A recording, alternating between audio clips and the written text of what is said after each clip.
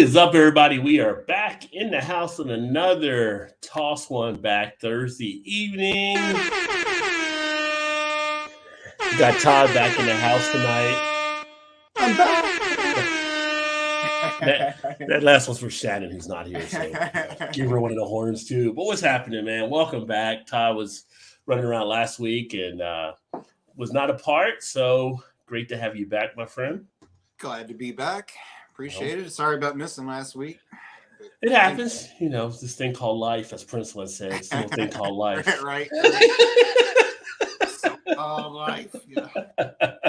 I think he wrote a song about it, but hey. Yeah. But yeah, Mal is actually, this is her off week. So she's working at the brewery, I believe, unless I get a message from her and Chew. But she was going to join last week, but then they asked her to come in extra. Can't blame her for going extra at the brewery. Who doesn't want to go in extra? More right, yeah. Why not? So why not? She's making some good strides working for a couple of the breweries there in Chicago, though, too, which would be nice. So sounds like, yeah. Yeah. So they're planning a thing for the summer. I don't know if you and Shannon talked about going up or not, but I know you know about the thing they're planning in Chicago, trying to get some people together. Yeah, I don't know. Are you going? Are you thinking about it, or? I don't know if I'm going to be able to get up there or not, depending. I mean, we're taking off in April to kind of go down for a vacation trip down to Florida and then come back. I was looking at going up to Chicago maybe in April because she had to go for work. And I was like, airline prices are jacked up right now. I mean, they just. I know. It was like round trip. It was like 600, I think, 600 or 700. I mean. My brother's going to Florida here in a couple of weeks, I think. Yeah. He got lucky. He did, he's going on Spirit or whatever, which is, not one. We're taking off. Hang on. 130, I think, round trip or something like that. But yeah. He said it jumped up to like over $200 within a couple of days after he bought them bought them. Well, you can get some stuff on Southwest, I guess, around a 2-something level. And, my problem, I think I've mentioned before in Southwest, I just don't like to pick out my seat before I'm on the plane. I like to know where I'm going. You're right, yeah. I feel like Southwest is a Greyhound of the air. Like, you just get on just like the bus and get your seat wherever you get it at. Yeah. Right. That is true. It is what it is. Although it's kind of like if you fly, like, the priority is like A1 through A15. At least you're going to be closer up front. But then it's kind of like when people are boarded, they see all the rows are full, then they're going to take a middle seat up in the front.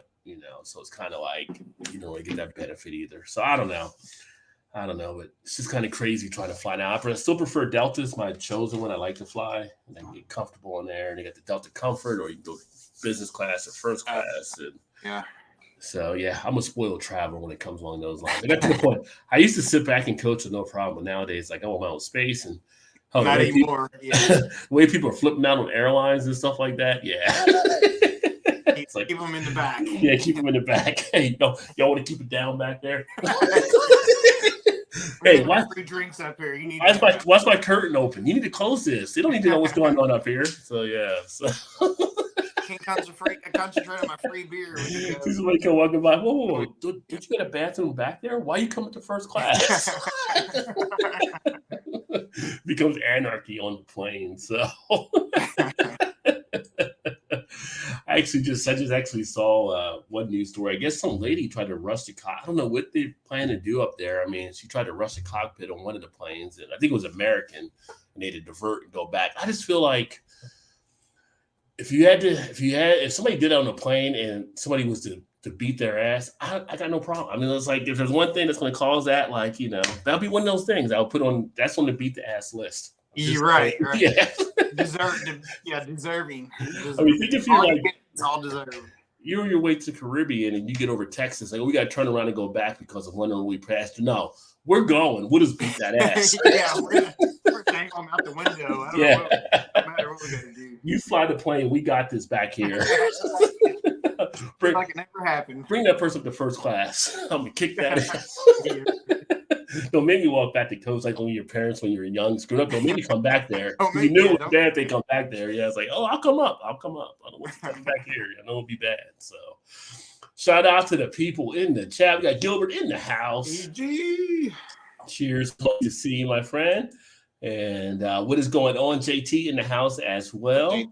And Gilbert's like first class all day. Yeah, that's that way. But Gilbert's a big guy too, so he definitely probably wants the space and everything. I mean, yeah, it's like if you got to sit in the back, then you got to try to get like the exit row, or you want to get that one row where it just turns into coach, where you have that space between you and kind of that first class wall. You got more leg room and that and everything. Yeah. Or if you can get the door owl or whatever, Yeah. it's always a little bit wider too. But yeah. Then you got to be able to sit there and usher everybody out if something does happen. Yeah. You know what gets me is when I see other airlines from other countries, like they were showing one of the Turkish airlines, and it's not like America where they try to put you like 3 on one side and 3 on the other. You're on top of each other. Like you got a little cube, you got a little like workspace area. These other airlines, like why are our planes not designed that way? Like they fly so much more comfort in other countries when I see these other planes. Oh yeah. Yeah, it's kind of like I want my little cube space, Because they couldn't be able to rip you off with more people crammed in there and get all the money out of it. So I guess they're not money grubbing countries, I guess. So yeah, You're right. So they have a little bit more to spread out there. So, yeah, traveling. Like, we got the special chair. It's on top of the plane, but it's comfortable. We'll knock $200 off you. I was like, how much the seat like in the guy in the old B-52s that sat in the bottom, like he had to sit there and watch everything from under the plane with the little dome. How much is that seat? I'll take that one. Yeah, at least he has his own space, Oh, that's first come, first serve. But there's no armrest down here, so yeah. Gilbert said he prefers train travel. I've not been on the train since I was like a kid, which is funny now because back here in Maryland on the East Coast, like trains are real popular. Like there's people that take trains from Maryland and DC up to New York and stuff. I mean, even like you'll hear Joe Biden. I mean, he tells his train stories. He used to take it from Delaware into DC and stuff like that. So trains are pretty popular, but wouldn't want to be in a train going through Ohio right now because that did not go well. It is just like that. I watched some of that earlier today, and they brought the guy in that was the CEO of Norfolk to meet with the people. And people were giving it to him as they should, but it's just like all this can be prevented. And again, it gets back to the whole infrastructure. You got to pay for infrastructure. You got to pay for these things. You got to hold checks on these companies. And there were some things that were done that avoided that. And this is the outtake. I mean, This one is just like, it's crazy. It's crazy that they had to deal with that. And when I saw all the fish were dead, I was like, oh, that's not going to be a good thing. So, because anytime you start seeing animals, it's like instantly like, you just know it's going to be something lingering for a while up there. Right. And hopefully all of our friends up around, well, this was like just southeast, I guess, of the Cleveland area. So hopefully like Joey and Lep and all those guys are far enough removed from it that they're okay. But some of the people up there, and it wasn't too far from the border of PA. So yeah, it was it's a mess. It's a mess. That for sure. Yeah. It was kind of interesting. Like I was watching Pete out there, Buttigieg, who's like the head now Department of Transportation. Oh, you're right. Bringing up from Indiana, Mayor Pete, as they used to call him. Mayor Pete. And he's going around looking at stuff, and I'm just thinking, like, how much do you really know about like structural stuff? Like, I mean, I don't know. Does he have an engineering degree? I don't know. It's just kind of funny, but he's got the hat on and the vest. He's looking into stuff, and I'm just like, it's just kind of just like a show. And it's like, does he really know anything even out there? Hell, who knows? He might. I don't think the guy tells him stuff, and he just nods along. And it's just like, I don't think you really know what he's talking about. I think his person next to him might know, but I don't think he really knows. He was the next man up there, like, here, you take the job. He's probably like Homer Simpson, like, don't say anything stupid. Don't say anything stupid. But that's part of his job now. So yeah, so hopefully those people get some relief. Dee Dee's in the house. What's up, dog? Cheers. D-D. Definitely golf weather. Tee off at 9 a.m. 63 degrees. Cheers, nice. Dog. Very nice. Yeah, we're about 65 right now, down from, we might have had a record today. It was up 75 or 78 or something like that, but I think that might have been close to a record for Baltimore. So yeah, I think we were probably at that too. I don't know what we actually hit today, but yeah, for this time of year, it had to be. I was thinking they were saying it was a record, getting close to not breaking the record. Of course, yesterday was. Yeah. Although it's funny when I see them talk about the old records and stuff. They're like, oh, this record was set back in 1855 or whatever. And I'm like, was it really like, was there really a guy going out there writing down the temperature back then, kind of just like, right. or just came back in the house. Oh, it feels like it's 3 degrees out there. We'll write it down. You know, They probably rolled 4 dice and whatever the numbers were. Like, okay, 18. Yeah, it's just like I question those numbers from back then because I just don't see. I mean, they must have some great technology to be able to do it. I mean, obviously Mercury's been around for a long time, and we've had it in thermometers. I just don't. I wonder, like sometimes that they're just like, how accurate are some of those? You're right. Calls they actually made from back then and stuff. Yeah, I would say probably not very, but yeah, I would say the same there too. Yeah. Gilbert is actually enjoying a St. James Gate brewed Guinness extra stout and bonded JD son. Very nice. All right. Yeah, so St. James Gate out of Dublin. So there you go. Which he gets, you get stuff I think out of there a lot, Gilbert, because obviously Canada has ties to England. So, and not England, but actually Ireland. Well, yeah, I don't know if you would get it through there because, well, maybe you would because actually I just saw a thing in England that Guinness is #1 pint now. Chosen in England, yeah, which is kind of interesting when you consider the history of England and part of Ireland. They weren't always friends. So, but now it's like the #1 selling pint over there. So people do like a Guinness. So speaking of beer. Well, I heard a friend went over there for a wedding years ago, and he said the Guinness over there is way better than you can get in the can here for sure. Oh yeah, when you go to the source, I bet it is. Much better over there. Yeah, like even night and day. Even going to when I went to the Guinness here in Baltimore, it was more of their special batch type stuff that we drank, but it felt like you were just sitting in a craft brewery going through the different flights and stuff they actually had there. So it's kind of like, why don't you put this in there? It's like you have to go there to the brewery to actually get some. And now they are releasing some of it now. I've seen a few spots in stores where they do release it. And I think the distribution is getting out. So you might see some stuff coming there where they'll say like at an open gate or whatever in Baltimore. That you'll have stuff coming out there where they're doing some more like kind of like Braxton did with their small batch type stuff. Right. Yeah. That'd be nice.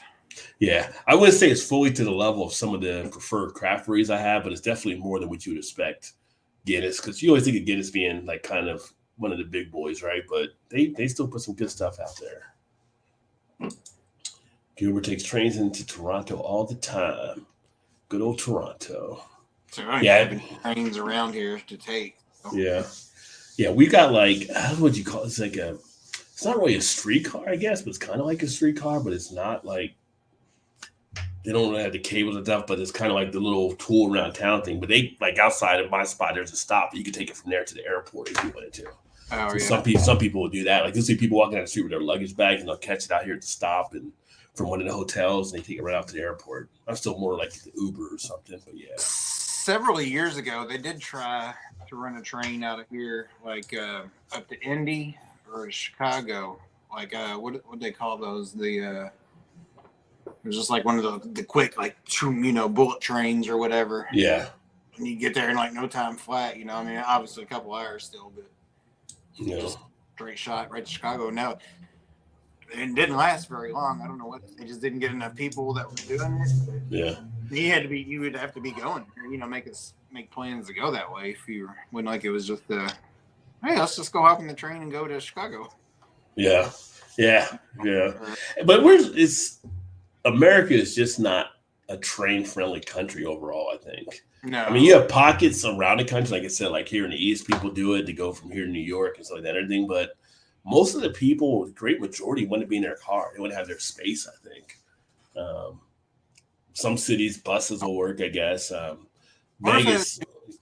Wonder if they had to do with the settling, the way the settlement started in the East, and it kind of lost luster as it moved west. You know what I'm saying? Like, got more spread out and stuff. Maybe. Yeah, I wonder if that was because it seems you see it more in the East. Yeah, but you used to have trains run stops out there going out to Kansas City and some different spots and stuff too.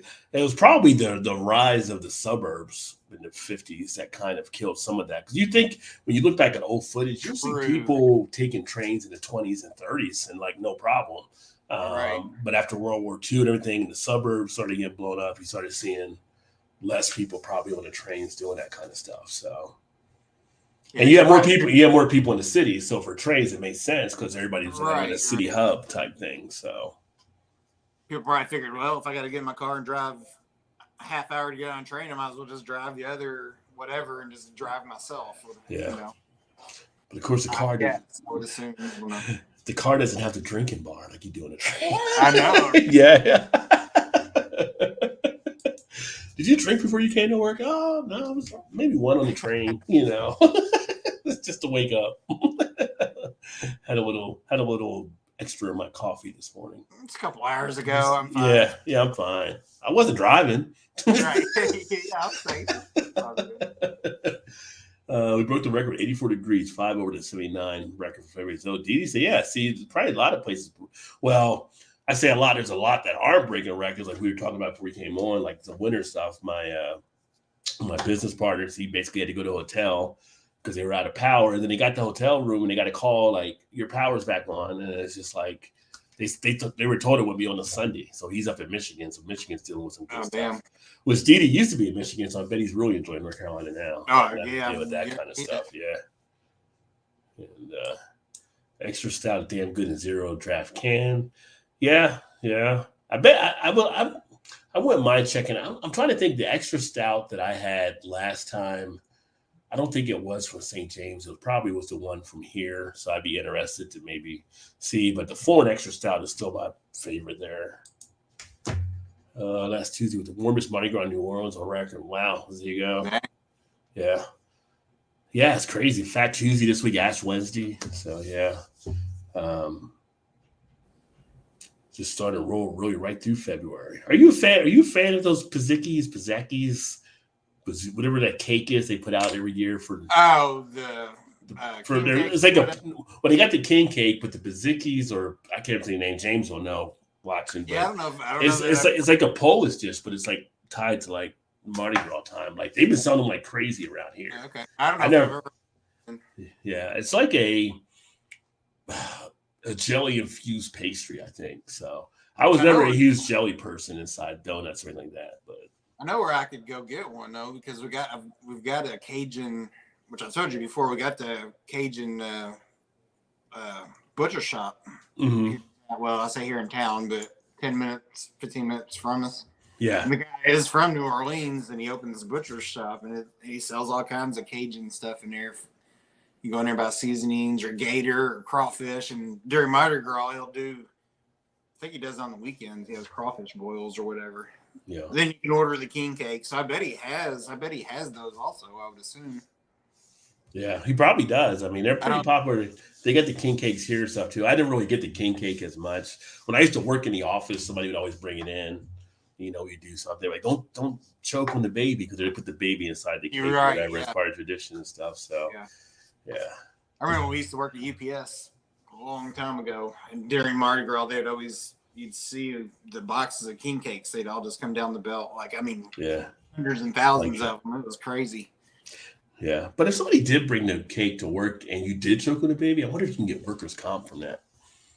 Like if you were out, I don't know. It got serious. Only one way to find out. Like that'd be one big baby, but yeah, big baby or small throat, I guess. So yeah.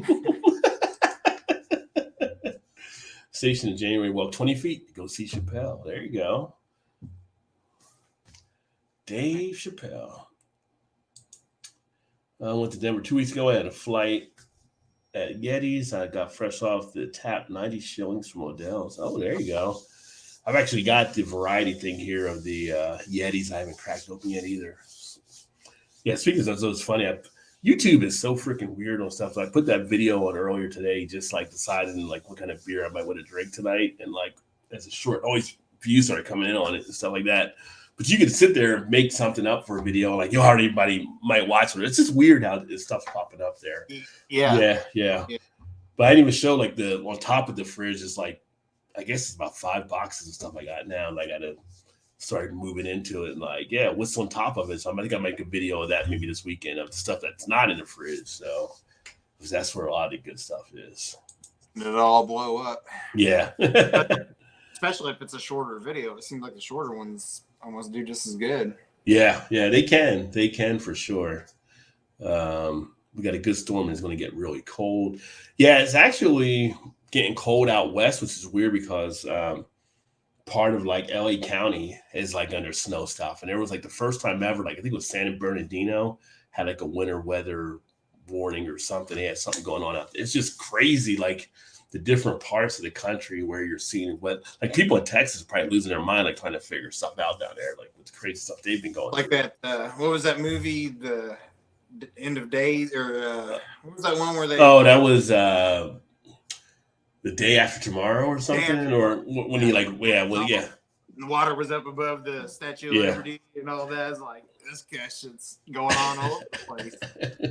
Yeah, it's when the Dennis Quaid walked from DC to New York when it's like 30 below. Yeah, you made that walk. Yeah. Right. We'll suspend belief for 2 more hours with this movie. Okay.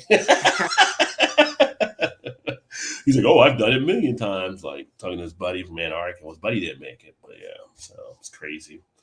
Yes, Paskies. I don't know how you pronounce it. They come out every year around Mardi Gras. I know it's a Polish pastry. Okay. I think I had it one time, I think, and it was like, because I'm not a huge fan of the jelly filling, but I know a lot of people really look forward to them. And in Baltimore, they would sell them like crazy. Big Daddy's in the house. Cheers. Sipping an old urban brewing barley wine, 10.5. Tasty. Of course it is.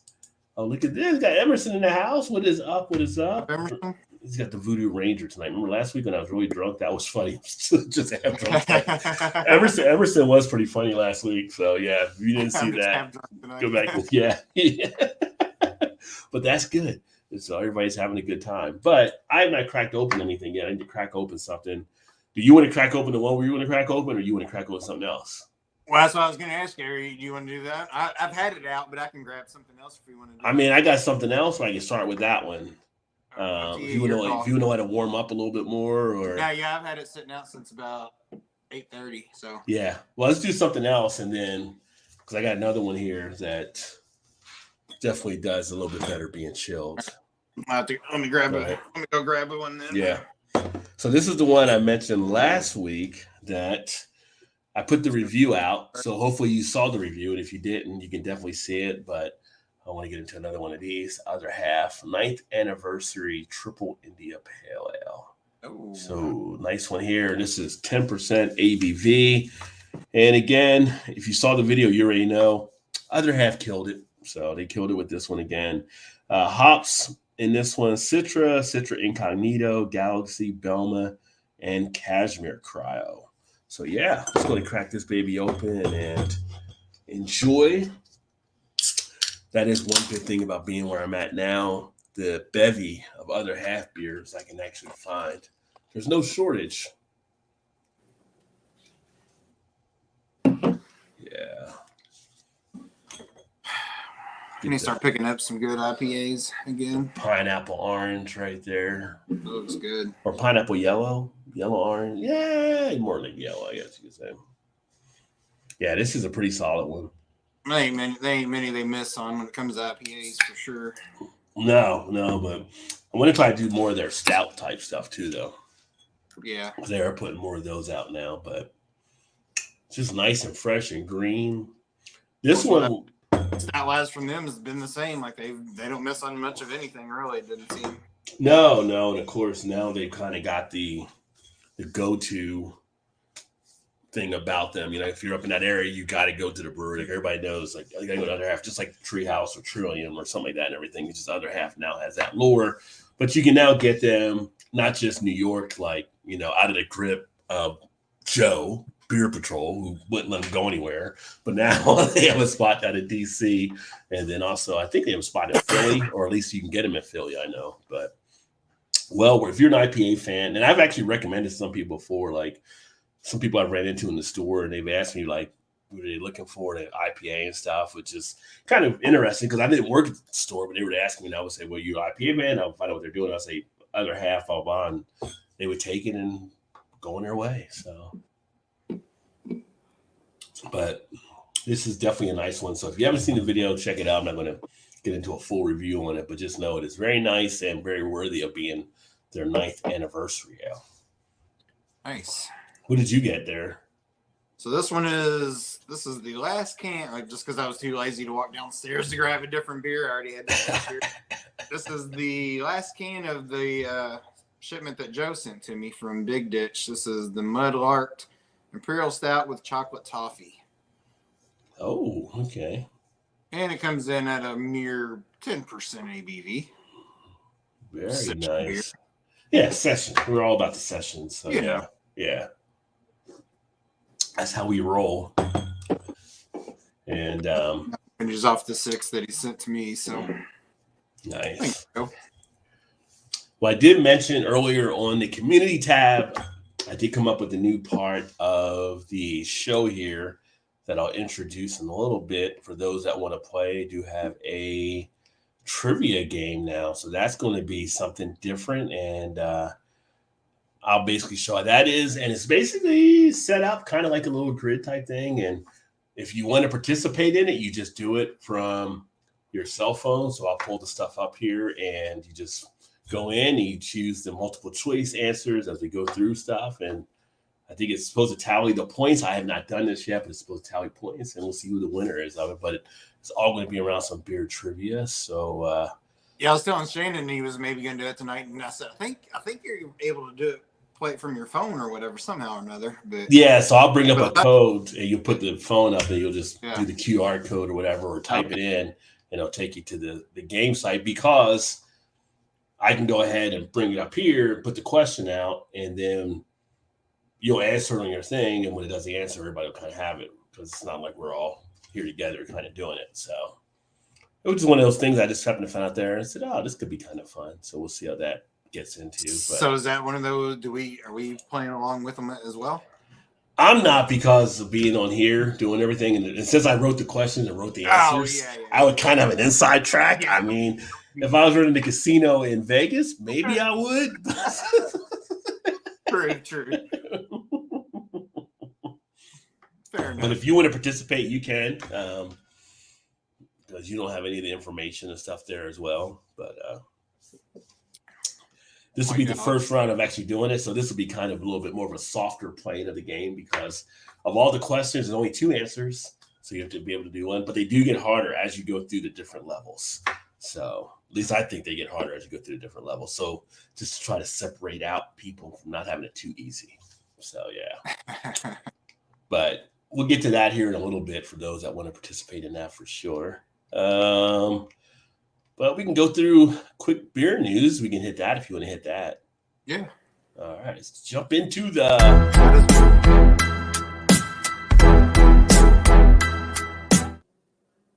beer news. Didn't mean to cut you off there, but it was. Oh no. Yeah. No, I see you might as well. Yeah. So you pulled up the piece that I already was kind of planning to talk about anyway earlier today. Okay. So we had Platform Beer Company closes its doors for good, as confirmed now by Anheuser-Busch.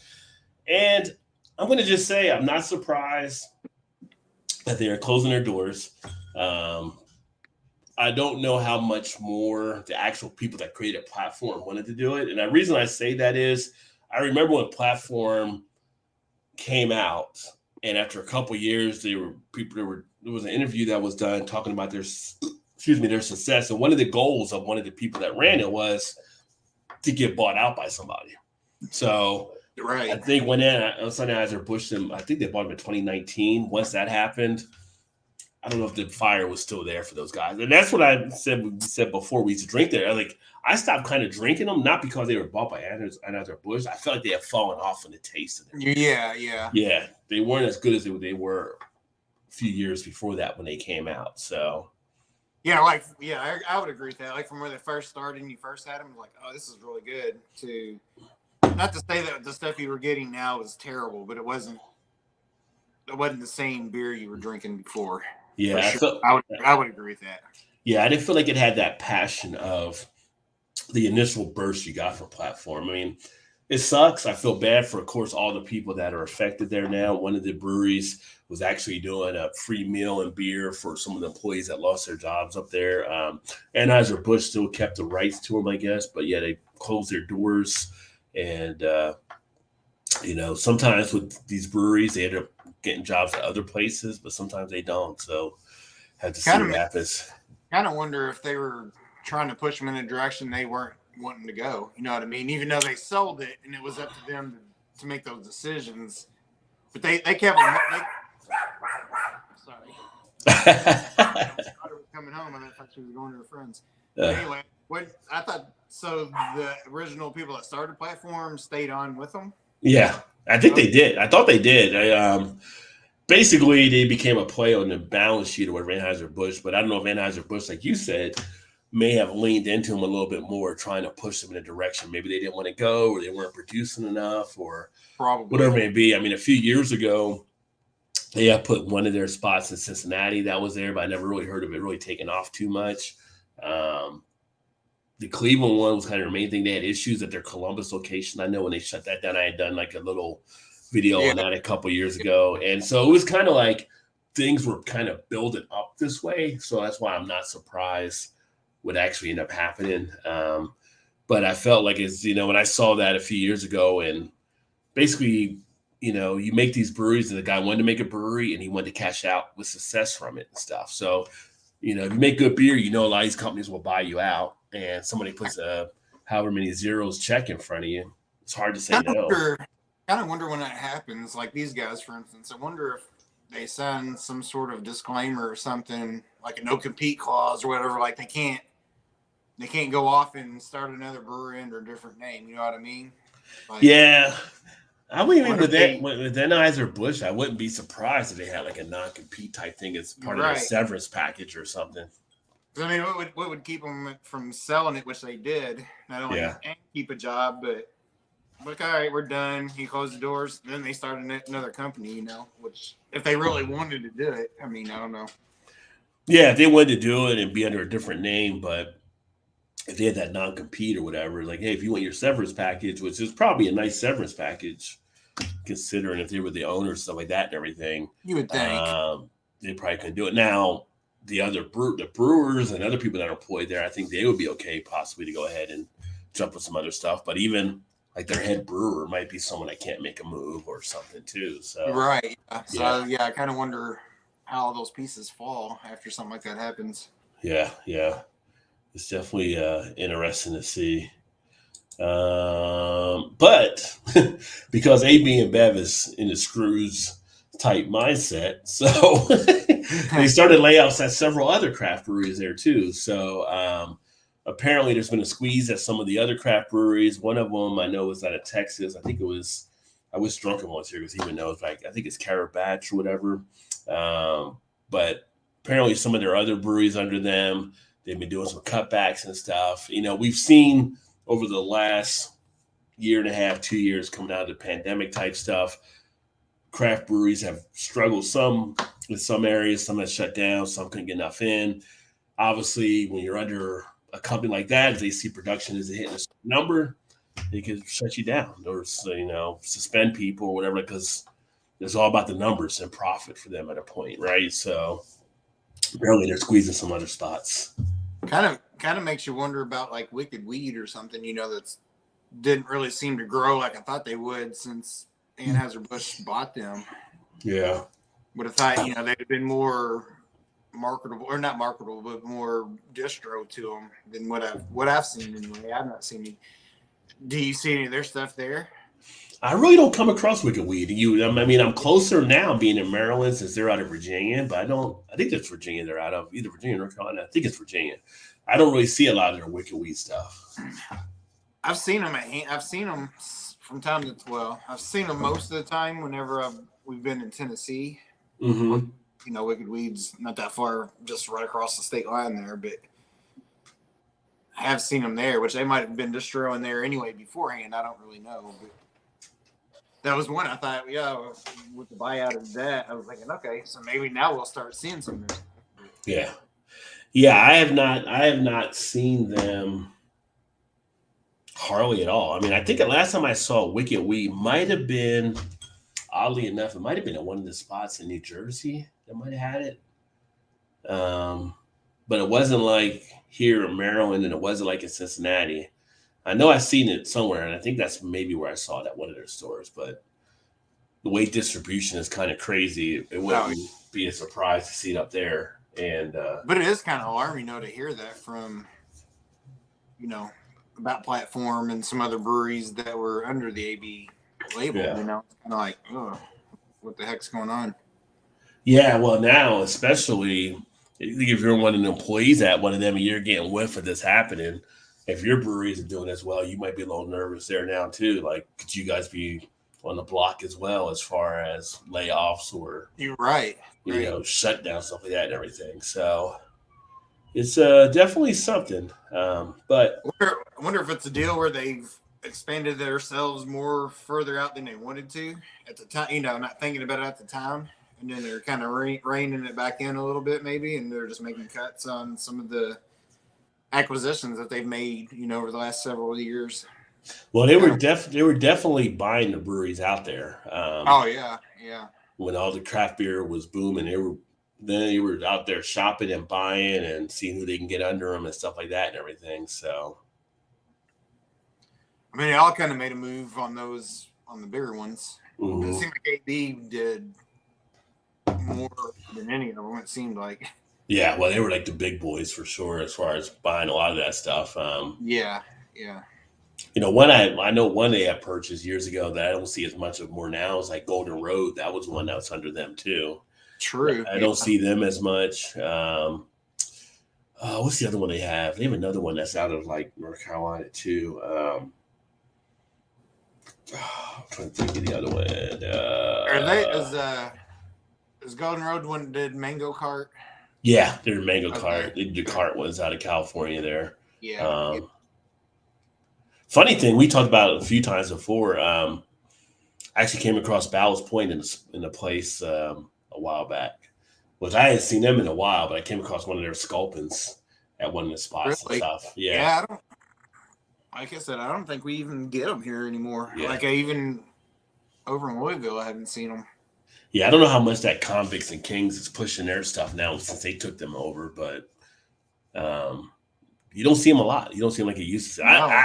And this past winter, like I didn't see any like new Victory at Sea or anything, so I don't know if they're putting that out anymore. Which I wish they would, because that was really a good imperial porter that they put out each year. Which I'm trying to think. Like I don't know. I mean, you still see some Firestone Walker stuff out around here, but not like it was. Now that I do get, like I have a couple. Yeah, when the Ballast Point first came out, it was all like you could not walk anywhere and not find it, But now it's like, you don't see it at all. The Firestone Walker is kind of the same. You see some, but it's not like it. I think the liquor stores for me around here, it's dried up some just because it's different ownerships and stuff, and I don't know what that guy's doing, but other than pricing himself out of business is what he's about to do. Probably. Because that price of his beer is junk. Jeez. But I think prices are jumping for a lot of places on beer nowadays. I'm seeing some of the other stuff that's kind of up. Like even here, like in Maryland, I don't know, it might be Maryland, and what they seem to charge a little bit more than what we were having to pay in Kentucky or Ohio. But like Lagunitas, a 6-pack, like $10.99 on some of their stuff. And I'm like, that's usually like $8.99. Like even say Sierra Nevada Pale Ale, we used to get a Kroger for $7.99 a 6-pack, and that's like $10.99 or $9.99 here. It's like, so it's definitely a little bit higher of a market, but that could be just how they're priced in this area. So, well, definitely in the more major cities. I mean, I guess Baltimore you would consider more of a major city than I guess Cincinnati or Louisville for sure. But I mean, Cincinnati and Louisville's about the same as far as population goes. I guess I don't know. Yeah, Cincinnati's probably a little bit bigger, but I mean, I've noticed some stuff different between a couple of the stores. Like I go to one store, like when I got that Goose Isle, especially one store was $49.99, and the other one finally did get it in. And they just charged $39.99, which is what they said people should be charged when people kick it up because they know other people can't get it. Right. Yeah, but you get like a 4-pack of like the 120 in some places like $34.99 or something like that, versus when I was out in Kentucky, like 41 or 42, I think, to get that there. So again, this is why I always say you got to have a few stores kind of in your mix so you can kind of get the pricing of how things are out there, because some stores are definitely better than others. And some will definitely gouge you and overcharge you. Oh, for sure. Yeah. But in beers that are expanding, which is still kind of a weird expansion of how they've been doing this for the way they do it, Yingling, they're officially now going to be Missouri, Kansas, and Oklahoma. But even with those three, they're now only available in 23 states. Sorry, I thought it was above that anyway. I thought it was too. So like the oldest brewery in America is only in 23 states, but you feel like it's so it's funny because Big Daddy Mojo watching right now, he did a beer run down in Indiana to get some Yingling, but you mean you can't get it in Illinois, but you can get it in Missouri, Kansas, or Oklahoma. Not right. Again. You could be out in the middle of nowhere in the Dust Bowl in Kansas and get Yingling, but yeah. That's like, what was the, I can't think of the name of it now, but it was a beer out of Missouri that Joe was able to get up in Buffalo, and I was like, I've been wanting to try to get that. How the hell you get, like, it passes through all these states to get to Buffalo, and it's like, you get them there, but we can't get them here. I was like, right. It's like, well, we don't get them all the time, but I see them every now and again. If I see one, I'll pick one up for you, but I don't know if you've seen them since then, but yeah. I was like, it's still kind of like, doesn't make any sense. Some of those distribution laws and rules and whatever. It's just kind of silly. Yeah, it's kind of crazy on how that actually works out. But yeah, so those are the three latest states that will now have it out there. So like our buddy Tom out in Missouri and some of the other guys out in Kansas and Oklahoma will now, if they want to try Yingling, they want to try it. And it's funny, I saw a post on Twitter the other day, and someone that put out there, like, I don't know what the big buzz is about this beer. It's okay, but it's not like a great thing. And I think it's still the fact that everybody can't get it. That's exactly right. Which makes it stand out. Like, I got to try this beer, right? Because if you are a drinker of, I would say, more of the macros, even though Yingling is still considered craft because it meets the definition of it, I think you look for something to maybe compare against that might be better. And it's kind of like some of the people that would be like your Bud or Pabst or something, everything might easily cater over to a Yingling type feel. Yeah. Sure. So and it's priced like, pretty much like a macro for the most part, so it's not like an overly amount that you're paying. It still blows me away. It's only 23 states. I could have swore it was in the 30s for sure. Like, I thought it was pretty close to I saw it. I checked that when I pulled it today, and I'm like, 23, that's it still? Yeah.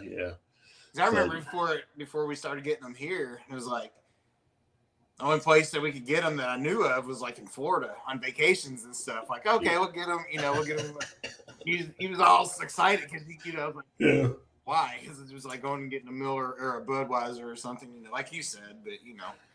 But the funny thing was I was reading, you couldn't get it, I guess, like you said. When I was reading a piece, one of the people they were talking about there, it was in Kansas or Oklahoma, was talking about how they were happy they were finally getting it because they knew people were basically leaving their state to go to other places to run it back. Like people were running back Yingling from other areas or something. So they're happy to be able to offer them. Interesting. But they still don't have it in Chicago, though. Don't get Big Daddy worked up. No, yeah. He'll come donate to my state now. Yingling is okay. Nothing special. Tastes like old style. I don't know if I would say old style. I think it's better than old style, but you're right. It's not anything special. For me, it's more nostalgia when I have Yingling because growing up in New Jersey and going to college at West Virginia, we had a Yingling at different stuff too. It was kind of like we'd have, in college, you'd have Rolling Rock or Milwaukee's Best and everything. So when somebody brought a Yingling, it was like, oh, the party stepped up to a different level now. So, yeah. So it has like a nostalgia type feel along those lines. Although honestly, I don't mind an old style. Like I can drink an old style and it's okay. Like I mean, it's not terrible. No. It's a pretty decent beer, I think. Yeah, no, I just think Yingling's better than it. So but old style, that's a classic beer with history too. Yeah. Deliberate decision not to market Yingling in Chicago. Pretty much, like we are not doing it in Chicago. We're not going to Illinois. We're just not going to do it. So like no, that'll be the last state. It's gonna be Illinois. It's gonna be maybe the Blues. Has anyone seen the video of the alligator attacking the elder woman walking the dog near a pond? For why did they do? I did not see that, but I heard about that attack, and I used to handle Florida for work for a year or so. When I would go down there, one of my reps actually, they had an alligator that was in their pond now, and they were trying to get rid of it. And they were like, the nature people came out to figure out what's going on, and they were like, well, somebody keeps feeding it.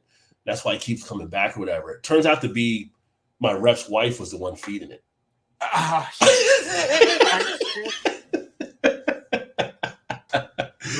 Yeah, so we just have her stop doing that or whatever. But yeah, I don't know why you would walk near the pond knowing how they are, especially if you got like a little dog like that, especially if they're used to being fed, because they're used to it, they become not a fear. It's not a fear of them and humans anymore.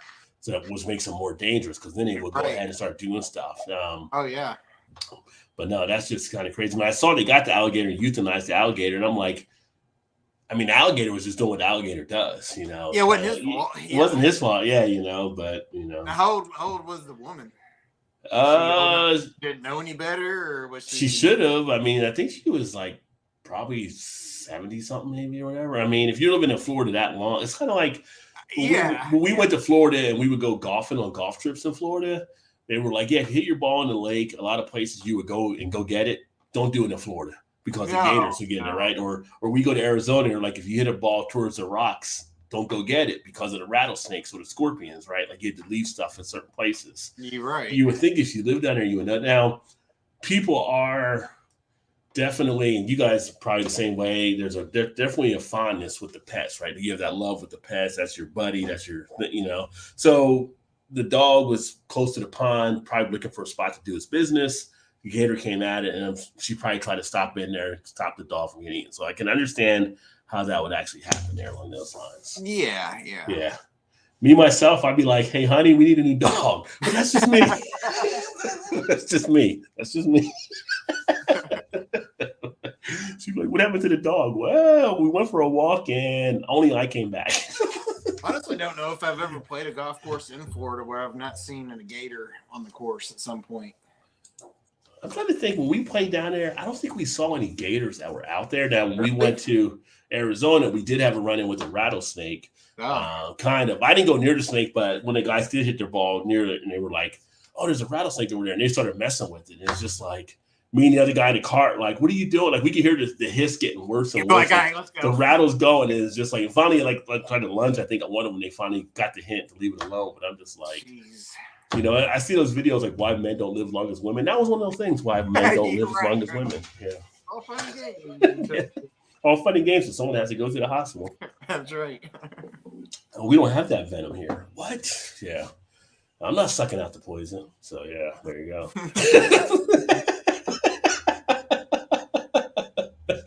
You're going to have to die. So, yeah. Like, you call yourself a friend. Yeah. What kind of friend are you? Like, sorry, dude.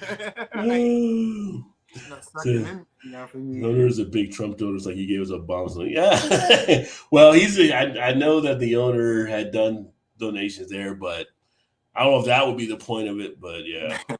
Obama's a beer drinker, though, too. Yeah, Trump don't drink beer, so you'd have more chance of getting money out of Obama. Started drinking a black lager by Goldfinger. Very nice. No dovetail tonight, JT. Yeah. He's got the dovetail rolling. Different direction. Let's see here. So I'm not yelling at you just because it's in all caps. That's how the article is written. I'm not trying to yell at you like Putin or something like that. And I know everybody's like Russia bad, blah, blah, blah. But it was an interesting thing I saw earlier today that Russia didn't consider beer to be an alcoholic beverage until 2011. 2011. 12 years ago. Up to 12 years ago, they never really considered beer to be an alcoholic beverage. And it was the last president before Putin, I guess, that actually signed the thing to make it recognized as alcohol. But just like you would get it out of vending machines in Russia. Just like you would get a Pepsi, you can go in there and just get like some Russian beer or whatever. Up to, was there a certain ABV on it? No, it just wasn't considered an alcoholic beverage. I mean, you had vodka, you had other stuff, probably wine, that kind of, but like beer was just kind of like, you know, just like a little drink. I don't know. Just put like a couple dollars in and get like a 14% stout out of the 15. Yeah, I don't know how big they were making the beers back then, but I mean, I've actually Well, had yeah. if they were getting stuff like Poland, I've had some Polish lagers like 15. Like it just says Imperial Lager, like Imperial Lager, like 15%. Like what the hell are they doing in Poland? Right. It's like Dave Chappelle. It'll get you drunk. Oh my goodness, yeah. So, but that's interesting. 2011. It's Some people love to poke the bear. That's true too, dude. Yeah, some people do like to poke the bear, but the bears do bite back. But speaking of bear, I don't think I'm going to watch this in the theater. But if it comes out like on um, Netflix or HBO Max, like that, like in 40 days or whatever that time frame is, the Suicide Bear or whatever it's no, called. Cocaine Bear. Or Cocaine Bear, yeah, yeah. I think I'm gonna have to watch that on this Saturday. It looks funny as hell with the cast they got into it. So I don't know if you saw the trailer for it or not, but I haven't, but isn't it? It's based on. it's based on loose facts, a true story. Yeah, Yeah. yeah. Apparently, I guess it was a drug deal or something, everything like that, and the bear got into cocaine and just started going on a mauling type thing. I guess I don't know. I'll have to see the movie, but looking at it and he's chasing down the animal, it looked pretty funny. I'm just gonna say that. Well, I was gonna say, does it look funny or is it supposed to be funny? It's one of those movies like I think it's supposed to kind of be funny, but then in some parts it's probably going to be like gory or violent or something. It's like I'm sure, yeah. it's like the first time you saw Pulp Fiction in the theater, you're laughing at a part and people aren't laughing. Like, oh, I'm not supposed to laugh at that part. Like it's kind of one of those type things, So,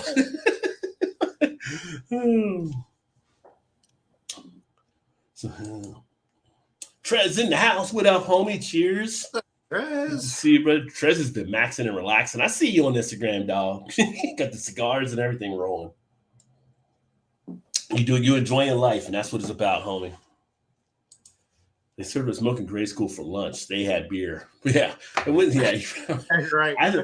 If I think back to the 70s and 80s when I was in grade school and then in high school, pretty sure some teachers probably had a bottle of like Kessler's or something in their desk. Like, I know I would have. We were badass kids, so I know I would have had something there to keep me calm. So I figured they probably did too. But going back, as we got older, we found out these scandals of these schools and these teachers that slept with students. I'm pretty sure there were some teachers that definitely did that back then too. Just didn't get out publicized. I'm like, there was a lot of extra closed sessions that took place. I can remember. Not to say a lot, but there were definitely some. Like, wait a second. Now as I think back, it's like being 14 and realizing the lyrics to AC/DC meant something different. Wait a second. What? I thought we were talking about a car motor here, my friend. I thought it was the motor that was clean. So yeah. Oh, it's motoring. Don't you worry about that. The trailer was way better, like way better. Maybe it would surprise me. Like that movie may have been sold on the trailer, and then you get into the movie, you're like, "This is it. This is all I get out of this." But yeah, I kind of want to see it. I do want to see the new Ant-Man movie. I heard that has some mixed reviews, but it's Marvel, and the guy that plays the villain in this one, he did such a great job on the HBO series he was on, and some of the other stuff he's doing. I want to check it out. Here's a funny thing. So, as much as I've watched Rocky movies, like, I feel like everybody's like on a Friday or Saturday night, you're flipping through something, and there's Rocky 1 or 2 or 3 or something on, and you're stuck into watching it, right? You're right. And as long as it's not Rocky 5, you're usually good. So, I've never seen a Creed movie. I don't know how that worked out. I've never seen a Creed movie. I watched the first one, and it was actually pretty decent because they did a really good job of like blending in the old films, like flashbacks or whatever, and it was the old film, parts of the old films or whatever, and it was kind of cool. But I haven't seen the second one. And they're coming out with the third one? Yeah, pretty soon, right? The third one's about to come out, and it's like I kind of want to see because I like Jonathan Majors. Like I mentioned, he's in the new Marvel movie, and he did this HBO thing, HP Lovecraft Country, and now I feel like I can go back and watch 1 and 2 so I can see 3 because I feel like I'm missing part of the Rocky series, even though it's not Rocky, it's Creed, but it's like the next part of that. So I got to get to the next part of it. So I might watch that. I can't get caught up on that, but it looks pretty good. The new one looks pretty good. So I'm kind of with you. Like I might go back and watch them. watched the first one, but like I Yeah. said, I have not seen the second one, so might as well. Yeah. And this weekend, I haven't watched it yet, but it's queued up. I will be watching Snowfall that came back last night. Did you watch it last night? No, I didn't either.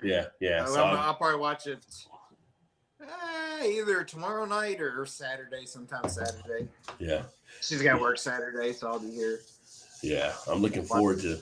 Yeah, she used to do some stuff too, so I'm like, yeah, I got some time, I can watch that. So, me and the wife really love Poker Face. I'm not a big TV guy. I know about Poker Face. I have not seen Poker Face. I've heard it was really good. Yeah, you know what I heard? Everybody keeps saying it's really good. I haven't watched is White Lotus. Or people keep talking about White Lotus being really good. Shannon said it was pretty good. I think season 2 just come out or getting ready to come out or whatever. But I think I don't know if she's all the way caught up, but she said it was pretty good. Yeah. Now I'll tell you the one I'm really digging right now is the Mayor of Kingstown on Paramount. I haven't watched that yet. I've got a DVR and I haven't watched it. Dude, that's so good. I will tell you. Go ahead. Season 2, it's like 6 episodes out now, so I just now started watching season 2 just so I could, have to wait every single week for it. Yeah. But yeah, it's really good. Well, one thing I just finished for the second season, because I went to watch Mayor of Kingstown, and this might be something you like as well to kind of play off of that, is City on a Hill.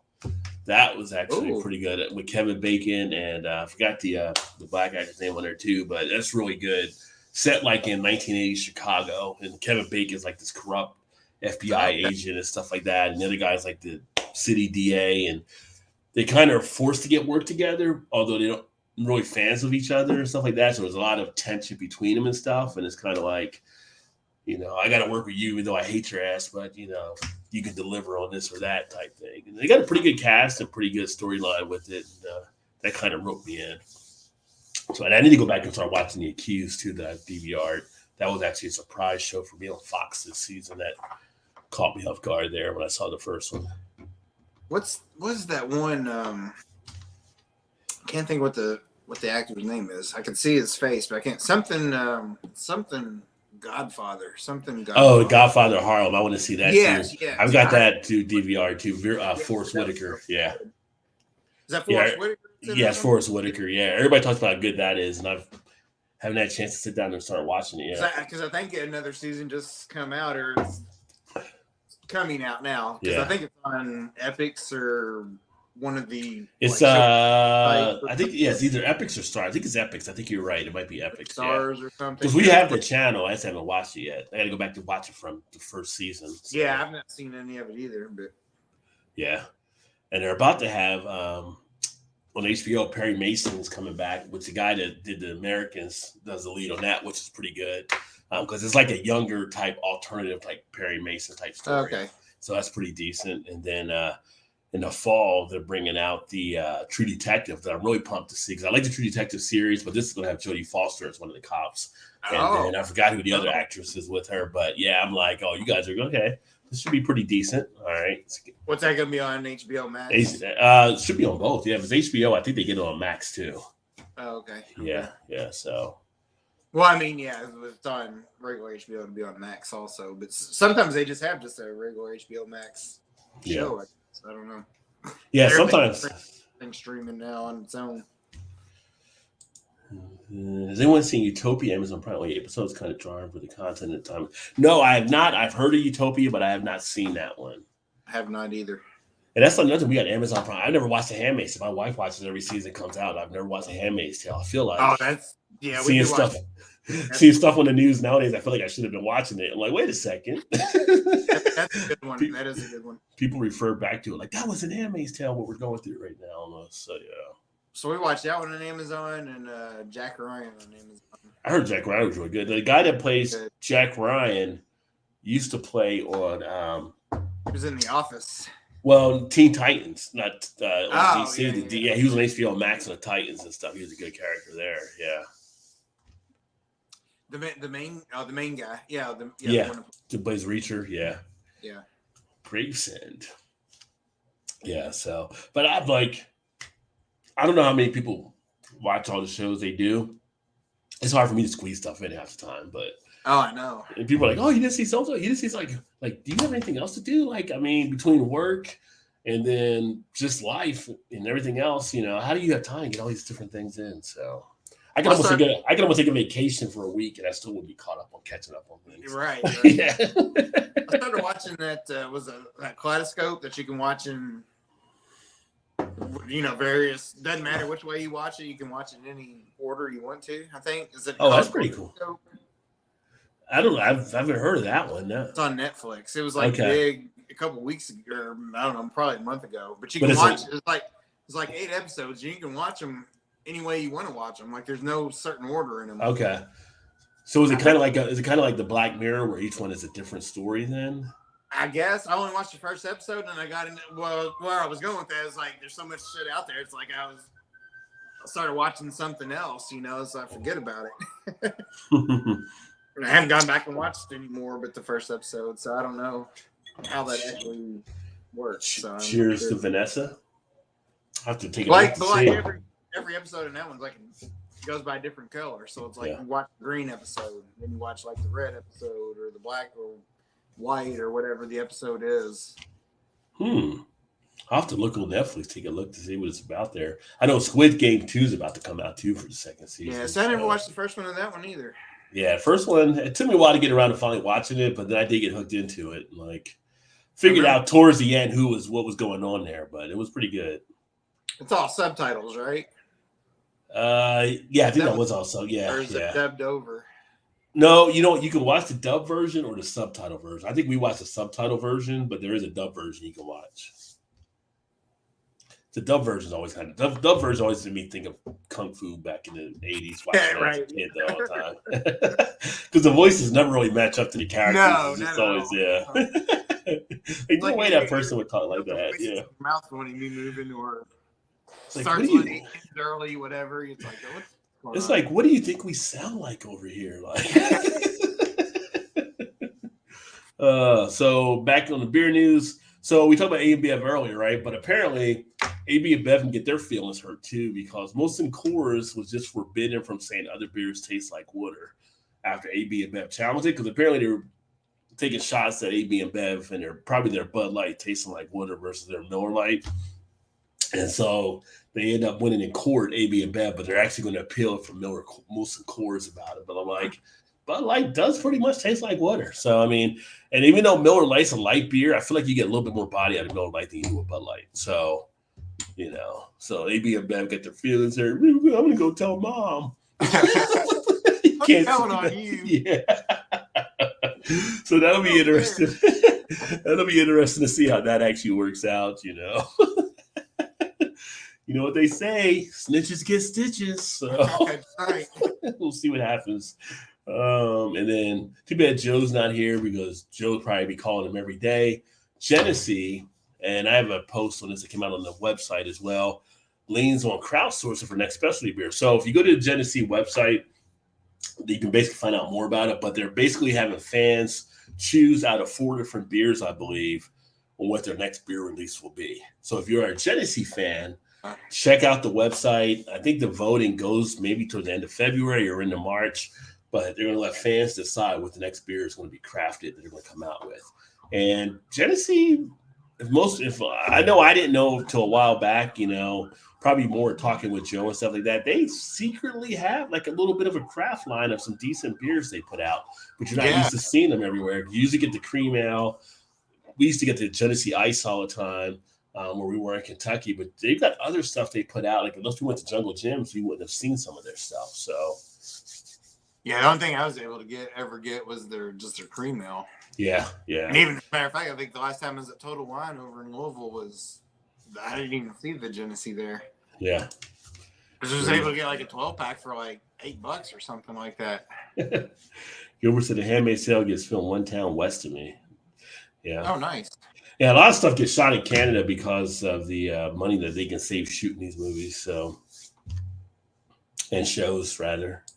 Gilbert says, "Yeah, but it does take. But like it does, right? So I mean, they're not like they're lying, It's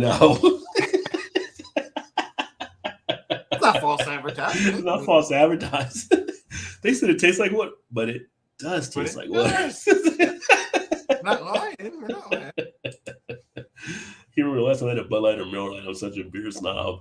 The last time I had a Bud Light was probably so when I was in Kentucky. We used to have one of the local bars twice a year would do a beer outing. And when you got done the outing or golf outing, you would come back to the bar and it would be like free Bud Light for anybody that played in the golf outing. That's the only time I would have Bud Light just because it was usually there. But after a couple, I would get like a craft or something usually or something different. Like you only take so much. Like that next morning, you have too much Bud Light. At least for me, I feel like sometimes you get a headache from it. So it's just like, yeah, let me get off of this stuff. Even if it's free, I'm going to walk away. And I love the deals, but yeah, some deals you just can't take, Yes. Yeah. Better left alone. Better left alone. And Coors Light tastes like leftover corn roast water. Corn roast water. See, Coors Light, I think tastes like it's kind of that water as well. The silver bullet, as they used to call it back in the day. Yeah. But regular Coors, I'm okay with. Like of the Coors, Miller, Bud, I feel like Bud is last, whether it's the regular or if it's the light. I can drink the Coors Gold, the Miller High Life, or whatever before I would want to choose like a regular Budweiser. But right, that's just me there. And then the last thing I had for the beer news is I'm seeing a good amount of posts coming out about now, but why craft brewers toasted President Jimmy Carter. And if you've been watching the news, you've probably seen it pop up. Jimmy Carter is now getting hospice care at his home. So he's pretty much 98 years old. I mean, he's had a heck of a life and basically up to 98 working for Habitat for Humanity, building homes and all that stuff and everything like that. But if it wasn't for Jimmy Carter, there's a lot of stuff that wouldn't have been done on the craft beer we enjoy today because of him passing the law back in 78 for allowing people to home brew in their own home. Right, yes. Yeah, that led to like Ken Grossman, who ended up creating Sierra Nevada. It led to Fritz Maytag, who basically Anchor Steam, Anchor Brewing, all these other craft breweries that follow behind. It was because of the law of Jimmy Carter allowing or pressing for that to happen. Obviously, the law was made in Congress. He signed off on it. But it's from that benefit of him doing that, we're reaping it now, so to speak. So it took a while because there were times where it didn't, back in the 80s or 90s, it wasn't really till maybe late 90s, early 2000s, we really saw craft beer blow up. But if it wasn't for that being done, you would have never had that trial period. So as I said something earlier, like on Twitter, on Facebook, to everybody that enjoys craft beer, doesn't matter your political affiliation, you should raise one to Jimmy Carter because without him, you would not be enjoying the stuff you're enjoying now. At least probably not. Yeah. Sure. Yeah. Because think about it. Like he did it, but you can go back to where George Washington was home brewing or had a brewery there, but it was nothing passed. He went through all that time before he got to Carter for him to pass something to allow that, which under the U.S. law, each person can brew up to 100 gallons themselves in their house. If you have a spouse, that could be another 100. So if you're married, you can do 200 gallons. Technically, you're supposed to stop, but who's counting? Yeah, right. That you could actually brew and you're protected to be able to do that. So make sure you raise one to President Carter, who I guess, I don't know if they said how much longer he has, but when you're in hospice, that's usually the last stop. Yeah, I was going to say, it's usually weeks. If you have weeks, if you're lucky to have weeks, probably. Yeah. I understand that sometimes it could be months, but usually it's not good when that happens. Yeah. He was, he did it and he opened it up, and I bet a lot of people don't even realize that. Some people probably don't realize that it was because of Jimmy Carter. You're able to do that. Yeah. I think a lot of people, when you think of him being president, a lot of people are like, oh, we had this high inflation, or it was a gas shortage. I remember, if you for me, when I was a kid, you can remember sometimes the rationing of gas or being in lines and stuff like that and everything, or you remember the 80 hostage type thing, and that's how Reagan ended up coming in after him. But there was stuff that he did too that we benefited from, and I don't know I think over the years more have paid credit to him for the beer type thing, at least in the brewer type circles, and if people don't know it, they should know it. It's a big important part of beer history. to know No, that because of him, a lot became established. Was the Billy beer? Was that his brother? That was his brother, Billy, which Billy kind of disappeared. Nobody knows whatever happened to Billy. He just kind of was gone one day. It's kind of like Bill Clinton, Roger. Like, where'd Roger go? Nobody really knows where Roger went. It's kind of like, just not here anymore, you know? It's like Fresh Prince of Bel-Air when they replace like Vivian on there. You just replace the character. Like, there's nobody you don't think we noticed? Like that person looks nothing like the other person I played. It's like, yeah, it just like disappeared. So, but no, that's just part of beer history. And as you're seeing stuff on that and you're drinking the beer, just remember he was the one that allowed a lot of these things to end up coming to fruition because he was able to get that done. Budweiser products are the only beers that gave me a hangover before I get drunk. I think it's the rice. Yeah, hangover before I get drunk. Yeah, it's Budweiser can definitely give me a headache. Cardi's Cool Reviews are the same mystique as you. Well, yeah, because we all know. Well, I say we all know. A lot of us know Smokey and the Bandit. A lot of the younger people may not, but when they were bootlegging Coors. They were bootlegging the Coors Banquet. So that's what the Snowman was carrying in the back of the truck. I always liked Jimmy Carter. He was president when I was in high school. Yeah, he was, it's sad to say he was a straightforward, honest politician. And in political circles, the politician world, you kind of get punished when you're honest, it seems. So you're right. Why he didn't last as long there. Yeah, it's like you're punishing someone because they're honest. Like, but that's how politics kind of is type stuff. It's like, yeah. When you look back, it's kind of funny because when George Washington's like, "I shall not tell a lie" or whatever with the cherry tree. Like, yeah, I should. Yeah. Like, really? You should have honesty and integrity if you're a politician, but some find it lacking. I'm just saying. So. Not some. I'd say most. Most. Can't check that box. Yeah. No. Light beer for me is Pilsner or Carol. I do like a Pilsner or Carol as well. I actually have one of their mugs. I don't have any of my glassware out because we still haven't really settled. I don't want to unpack stuff and pack it back in, but I do miss my beer glassware right now. Exactly, Eric JT said. Oh, Billy died in the early 80s, I think. So that's what happened to Billy. But Billy kind of just disappeared. He kind of faded off into the sunset. It was like he was just gone. It's like High Plains Drifter. Billy was the bad. Yeah, he was definitely the black sheep of the family, so to speak. Yeah, Billy Beer. Yingling is awesome. Blows away old style. Big Daddy said you only have 4 left. Wait a minute. I think you had like 2 cases of the regular. I believe you even had like a case of the light. You had a 12-pack of the Hershey's. And then you had like a 12-pack of the Black and Tan, or maybe a case of the Black and Tan. You're only down to 4. You were killing it, son. He made a Smoking the Bandit run for sure. Well, he may have been. He is in Illinois, so he may have been marketing it out to other people. Like he may have picked up a few dollars on that. People coming around. You got any more of that Yingling, man? Dave Chappelle's like,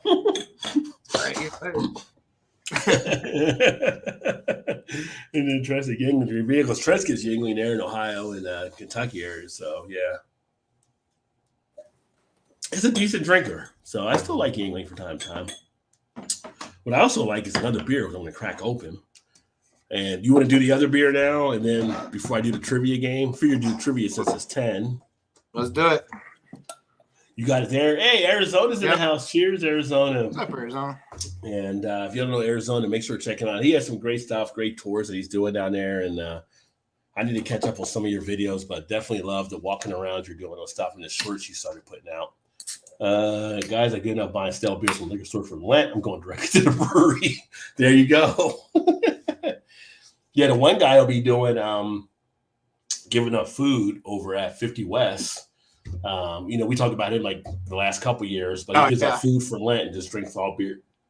And he loses like 30 or 40 pounds, and he'll gain back like maybe like 8 or 9 or something. But yeah. Wonder if he's doing that again this year.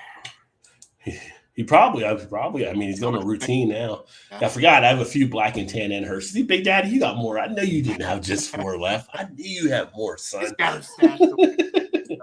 So the beer we're going to drink now, and this is actually one I had on the shorts earlier, and I had on the unboxing, is the Claw and their Patriarchy. 3 scoops, Napolitan.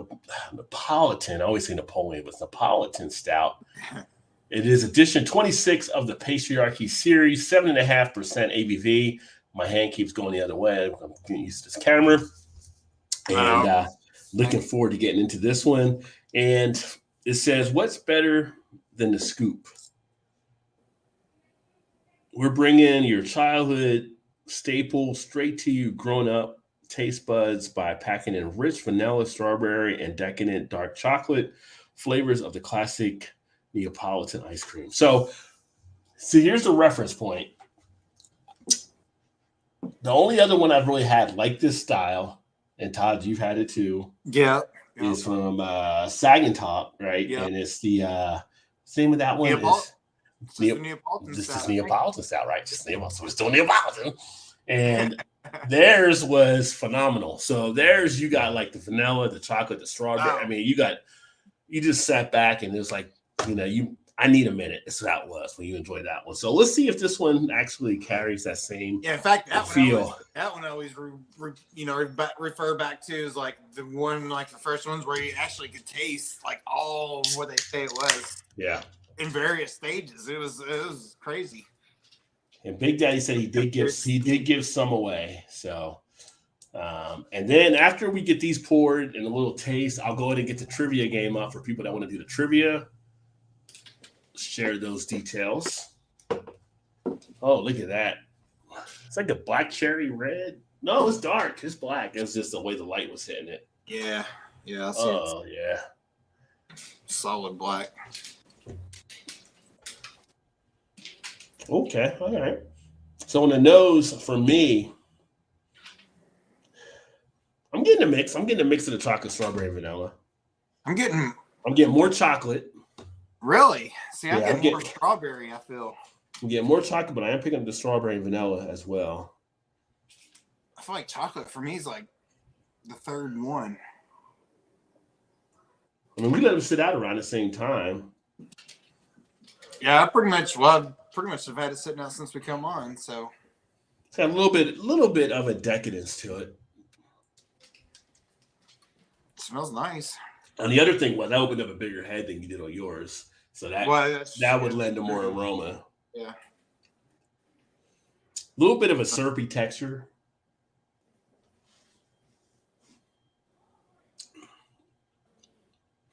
I get hit with the chocolate first. A little bit of a coffee feel. More like a baker's chocolate on this one. Yeah, I would say it's more of a baker's dark chocolate more so than, but I still feel like I get more of the vanilla. See, I'm not getting the vanilla as much. I mean, not vanilla, but the strawberry. I'm not getting much of the strawberry to taste. Really? So I'm getting more strawberry than I am even probably the chocolate, I think. Now, I did have one of my friends that he did try, and he said he thought he didn't get as much of the vanilla out when he did it. Now, if I had this side by side versus Saginaw, I would definitely say Saginaw's ahead of them on this style. This is not as good as what they did on their Neapolitan. I would agree with that. Like it's a good beer. It's a good stout, but it's definitely still a little bit lacking for seeing. I feel like it's a little thin, also. Easy there, Paul. Relax. Relax. No, it's definitely a little, but it's only 7.5 ABV, so it's not as one of the bigger ones. But I do have a little bit of a splash in there, kind of a watery type feel. So it does have a little bit of that thin quality. It's got some flavor to it, but it's definitely, taste-wise, it's the chocolate that's really hitting the most for me. See, it's kind of weird because I pick up more of the strawberry. Let me try to get some more in here.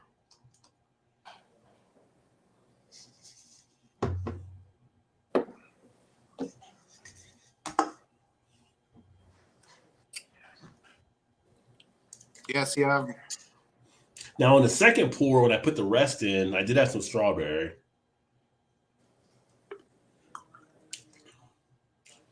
But the vanilla is still lacking. The chocolate is there. It's honestly, for the Patriarchy series, this one's a little disappointing as far as what I was expecting from it when I saw it there. Not a bad beer, but definitely. And I've had a few of the Patriarchies that weren't up to the other levels as some of them. But not what you would expect from that series. No. I would agree with that. I would definitely put the Saga Talk above that one for sure. Yeah. It's okay. I think you wouldn't be mad at it, but no. If it would have just said like a regular stout, whatever, with some chocolate type thing, maybe left the vanilla out of it for me, like a little chocolate covered strawberry or something like that and everything, I would have been okay with it probably. But as far as like the Neapolitan and having it versus another one that I know did that style, it just doesn't really compare. Because after I drank a couple times, I don't get as much. It is like strawberry chocolate. Yeah, vanillas are maybe. No, it's not much for sure. When I first drank it, though, I thought I tasted more of the vanilla, but I don't really. Yeah, they should have barrel aged this or something to get the vanilla out of it. Like I said, it's a decent beer, but it's not. Yeah, I'm kind of disappointed on that one, but we live and learn. I mean, I picked up a 4-pack of them. I'll drink them, but Trying to think, what'd you pay for yours? Do you remember? These were $12.99 a 4-pack. I think that would have been what mine was also. Yeah, which the quality is usually bad, but I'm looking at it now like, they had the sour me that was there too. I gotta get the sour me. I think that was like either $12 or $10.99 a 4-pack, but that's all right. It's it's not terrible. It's just not what I would expect. I'd expect it. Yeah, right. Exactly. Yeah. Knowing the other Patriarchy series they did, I was expecting more. I was way more excited for it than than I probably should have been. But the good thing is I'll have another beer to wash this down after. So let's see here. So let me go ahead and pull this up. And so for those of you watching, if you would like to participate into the first Rod J's beer trivia, I'm going to share the screen here.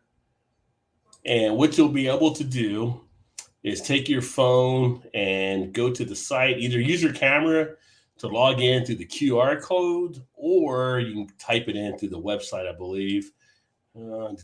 Share screen. And make sure you guys all see this here. I have two things open.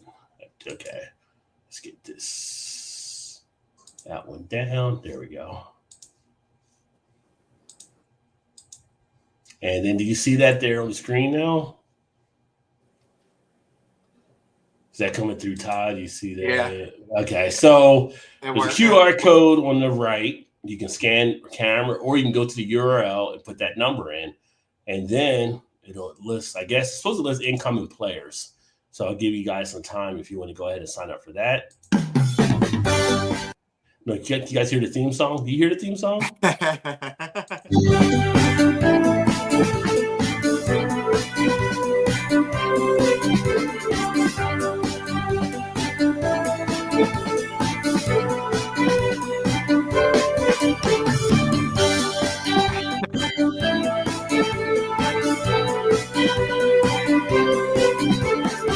That's like a Jeopardy theme song there or something. I don't know what's going on. This is Jeopardy.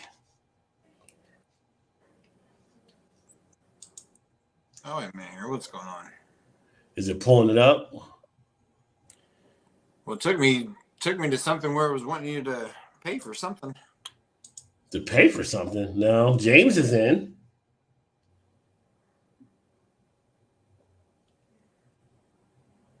Oh, it says verify your account with a credit card. Does it? Yeah. James, did it ask you to verify? Big Daddy's in. You sure you went to the right one? Yeah, no, it comes up Trivia Maker.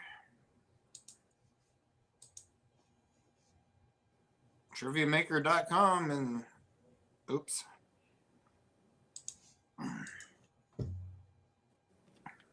I'll scan it again.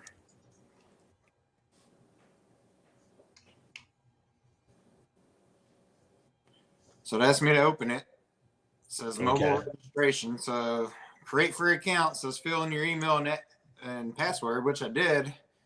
Then it says step 2, verify your account with a credit card. There should be any. There's no charges or anything for it.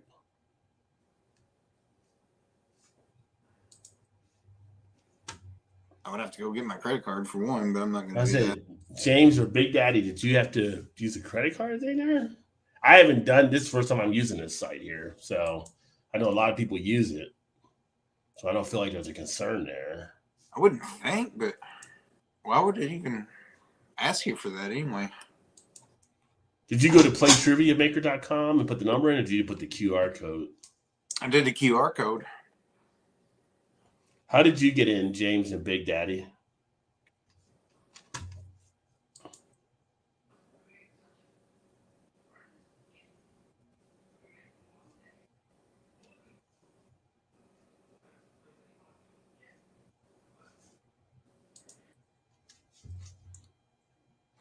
Trent says, wish I could play working with Twitter's door. Well, appreciate you. Yeah. We'll have to get you in to play this. So this might be something. Big Daddy said his logged right in. JT said he just did it through the cell phone. So I don't think they had to use a credit card. Let's see here. Maybe go into the playtriviamaker.com. Yeah, I might do a separate breakout show where I'll have these trends as well. So play along in spirit, my friend. There you go. Who else wants to get in? Get in. Oh, wait a minute. So why did it? That was weird. JT said go to the website.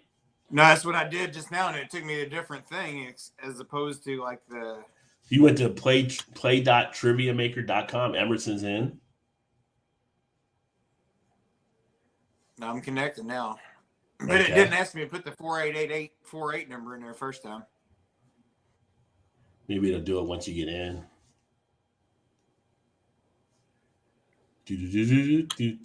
Do. So play that crazy music again. I'm in. Oh, you're in now. All right, you're in. For some reason, it gives you the link for the website, but then it asks you to go into something else. And we said I slipped the door guy at $5. That's how he got in. That ain't good. $5 ain't get you very far, Emerson. All right. Anybody else getting in? We'll start this here at 10:15. Last call. Last call for the No, we never have a last call for alcohol. Forget that shit. 24/7, baby, we drink. Yeah. There's never a last call at Rod J's bar. If you're in, you win.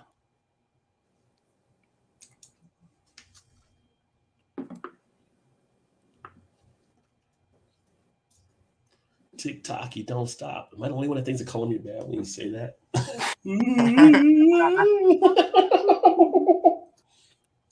Girl, I want to sex you up. Yeah, that was a hit back in the 90s. Yes, it was. Whatever happened to those guys? They're probably like busboys somewhere now. Backup dancer for Backstreet Boys or something. I don't know. Yeah, one hit. It's like Frank the Tank. We're going to do one. All right. So 10:15, we're going to get started. So we have the first 4 contestants ever in the house. Let's just go give everybody here, if I can get back over, a nice round of applause for everybody actually joining here for the first time. So appreciate you all coming in for the first Beer Trivia. Yeah, baby. So let's go ahead and get it started. And I got to go back over here and hit start, I think. Get the board up. Let's see. Trivia Maker. And here are today's categories. My Alex Trebek voice, right? Here are today's. No, I don't have Alex Trebek voice. Hops. Beer styles. Woo, woo, woo. Beer styles. Little applause. That's right. That's right. Beer Ed. That's not Ed that works in beer. That's beer education. So that's Beer Ed. Yeah, the magnificent. Let me see here. And breweries. Oh, we're talking about breweries. So questions there as well. So yeah, those are the 4 categories for today. First top row, 100 points. Second row, 200, 300, 400. You know how to do the math. Oh, this Jeopardy style. I was just gonna joke about it. It was like, this is all straight traditional, no common core in play. So you can add the numbers any way you like. So we will go ahead and get started, and we'll just start easily over in the hops category. If you're ready, are you ready? Are you ready? Are you ready? Are you ready? Do it. Let's do it. Let's do it. Here we go. This acid in hops is responsible for giving bitterness to the beer. Is it alpha acids or is it beta acid?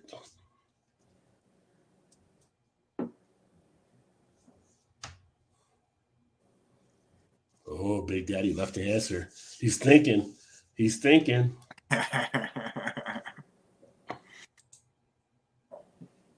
I'm going to be the worst one in this one. Just Don't be trying to Google, Big Daddy. Just answer the damn question. Everybody's got their answers in, locked and loaded. The correct answer is alpha acids. So alpha acids are used to add the bitterness. Beta acids, more for the aroma. So yeah, so there we go. First question down. How do we do? Does it tell us leaderboard? Oh, Emerson, where you at, homie? Where you at, dog? Come on, man. You got it. You got it. It's only the first question, so we're good to go. All right, let's get back into the question board. Shall we go beer styles for 100? Gonna run them across, whatever. Bock beer is a favorable beer style that is seen as strong, full-bodied, and malty with mild sweetness along with mild hopping. But true or false? These beers can range in ABV from 6% to over 14% traditionally. You got a 50-50 shot here, folks. True or false? I feel like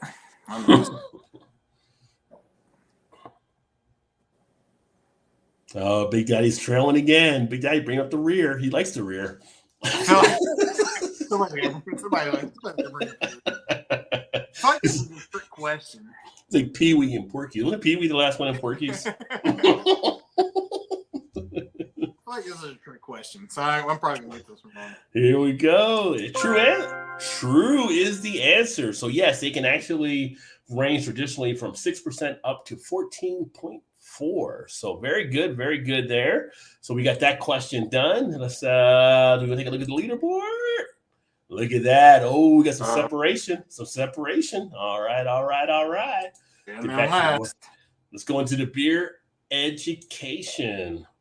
This type of beer is fermented by, and if anybody misses this, I mean, I won't be disappointed. I'll be surprised because you've been watching my channel for a good amount of time. This type of beer is fermented by bottom feeding yeast at colder temperatures than its counterpart. Ale or lager?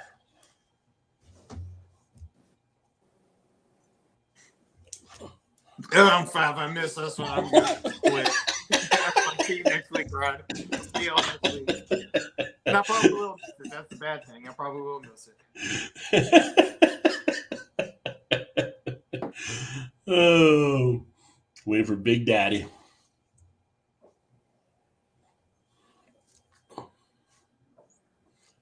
I have to play the tick-tock. You don't stop. Big Daddy gonna take a pee. I got a pee. I had 16 Dr. Peppers. Let's see here.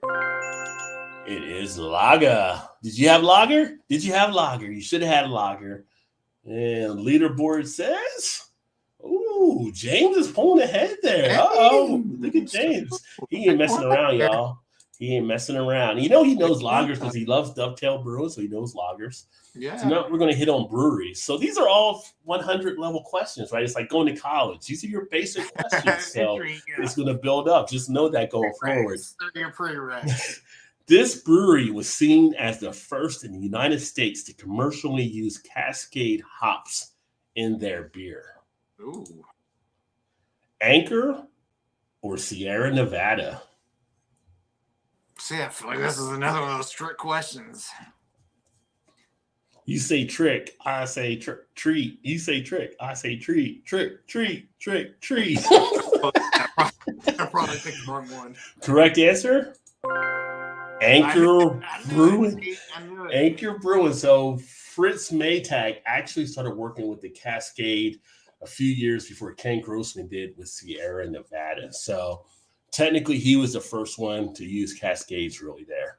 Leaderboard says, ooh, no movement. I think everybody has Sierra Nevada. Wait a minute. No. We have 3 at 200. Yeah, Emerson. Step up. Yeah, Emerson got that one. All right. He's the only one got it right, didn't he? I see you, dog. I see you. All right. So now we're dropping into the second level. Again, start to get a little bit more advanced. Start to separate the pretenders from the contenders. So this time, go from right to left. All right. We'll go breweries off the bat. Just kind of snake it around like the old, fantasy draft. Oh, you're fantasy style. All right, I got you. So 2020 saw the launch of the Black is Beautiful Beer Series collaborations. But which brewery was the founder and creator of this idea? Harlem Brewing Company, Weather Souls Brewing Company. I mean, it is Black History Month, so I got to do something in there because I am Black. I'm just saying. Are you? Are you though? Are you? For those that catch this on the podcast, I am. Big Daddy's hanging out. He's like, what do I choose? This is gonna be another one. I thought it was one thing, but it's probably gonna be the other. Here we go. You ready? Weather Souls Brewing Company out of Texas. So they were the first one to actually come up with the idea and get it passed along and collaborate with the breweries on it. So there you go. How are we looking on the leaderboard? James is still rolling, but everybody else is stepping up with them. So that's good. Y'all done a brother proud on that one. Y'all done a brother proud. So let's slide over it. I don't want to say slide into beer, Ed, but we'll slide over to beer, Ed. So when consuming a beer clean glass will have bubbles clinging to the side of the glass. True or false?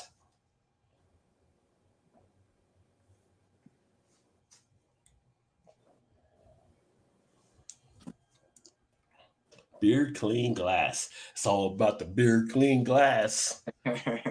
Not that DGM ass. That's what I was going to say. DGM is coming in. Wrong.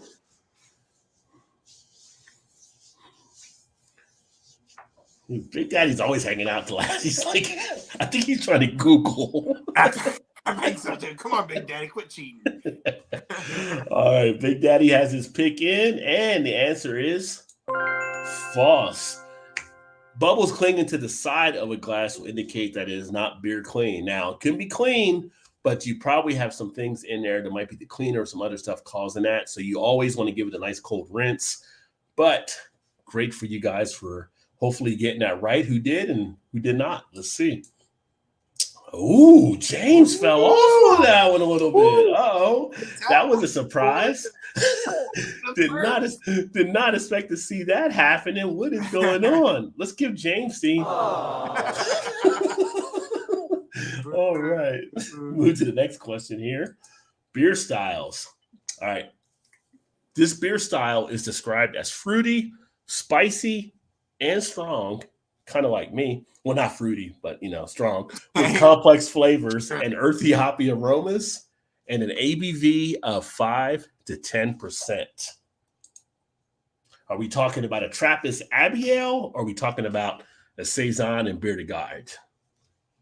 And for my buddy Eric Gilbert up there in Canada, I couldn't figure out the way to make the Bière de Garde come out the right way for the spelling, so I had to just put regular beer.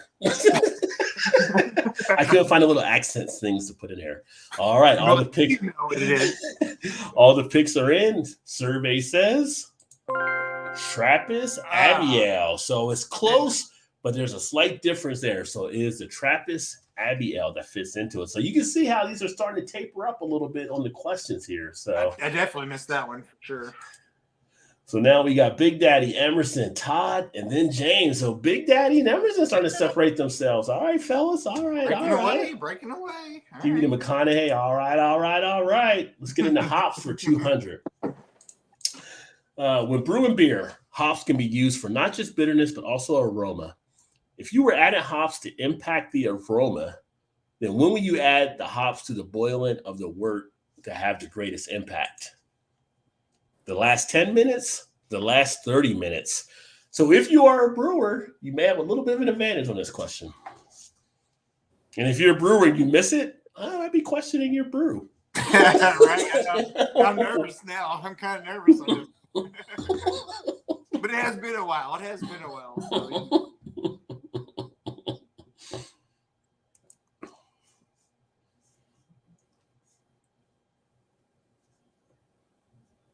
Big Daddy's like, All right, Big Daddy is in. And the answer is the last 10 minutes. So you want to have the most impact. And when you're doing it for aroma with a hop, it is the last 10 minutes you want to put that in. Yeah. Last 30 minutes are definitely more for the boil. Flavor. Yeah. Right. So the longer you have it out there, the more stringent you can make it by having the hops in it. So you think about the Dogfish at 60, 90, 120 and how they kind of do some stuff there too. But good question there. And let's see where we're at. We got Big Daddy and Emerson at 1,000. We got James made up a little bit of room. Todd, yeah. So okay. So it's definitely going. Let's see here. So I'm going to hit hops again for 300. Oh, it was this hop that not only led to the great launching of Sierra Nevada, but also led to the revolution that later followed in the United States in craft beer and was almost to the point of being totally discarded by many until Ken Grossman discovered its strength and yield in powder. So what hop am I talking about? The Centennial or the Cascade? Oh my gosh.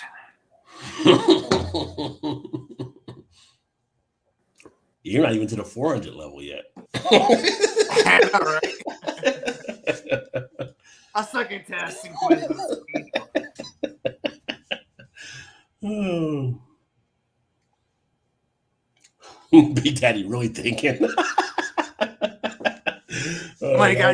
Yeah. Answer is Cascades. Yes. Cascade has opened up a lot of the different breweries there. So at the time when Ken Grossman actually experimented with it, a lot of the people that were kind of growing it, it wasn't really drawing attention. It was almost to a point of being discarded until he had the impact with the famous, as we know now, Pale Ale. And that opened up other people to actually work with the hop. So good one there. And let's see, leaderboard. All right, Big Daddy and Emerson is still battling there. They're still battling. All right. Neck. Let's see here. Beer styles. This beer style is described as medium-bodied and golden with toasted malt flavors and low bitterness ABV of 4.5% to 5.5%. Is it the Pale Lager Helles or is it the Amber Red Lager?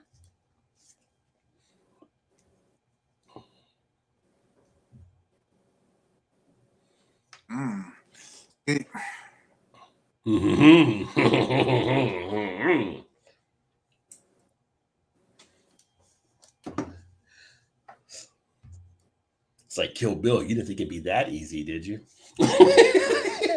Right. All right, we got all the answers in. And I feel like it should be Pale Lager, but I feel like it's gonna throw that golden is gonna throw it off. Here we go. Pale Lager. It's Pale Lager.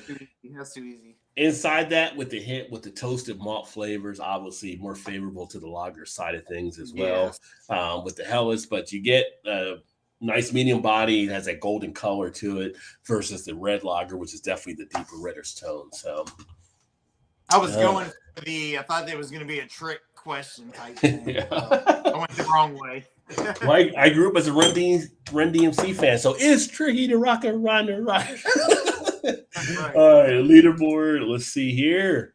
Big Daddy. Oh, no, Emerson. Oh, did you see that little switch it just did? Emerson is now taking a little step forward there. So, yeah, separating himself from Big Daddy a little bit. Oh, It's going to get crazy going into the next round. You better hang tight. Next up, Beer Ed. 5 major regions for the growing of hops include the United States, Germany, Britain, Australia / New Zealand, and this one other, Czech Republic or Belgium.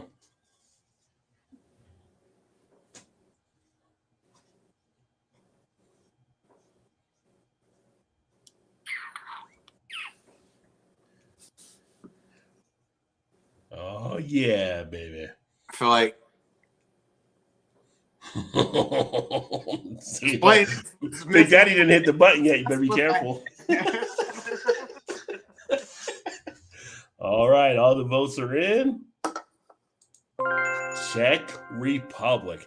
Not only one of the hop growing places, but also one of the top beer drinking places per capita in the world as well. So, leaderboards. Ooh, look at Big Daddy sliding back up. All right. I got it right. Your Google fingers are working. All right, we see you, dog. We see you. So let's hit breweries for 300. Let's talk about Yuengling earlier. Yuengling is the oldest brewery in America. We know this, but this one comes in at number 2. Is it Minhas Craft Brewery or is it Pabst Brewing Company? Ooh.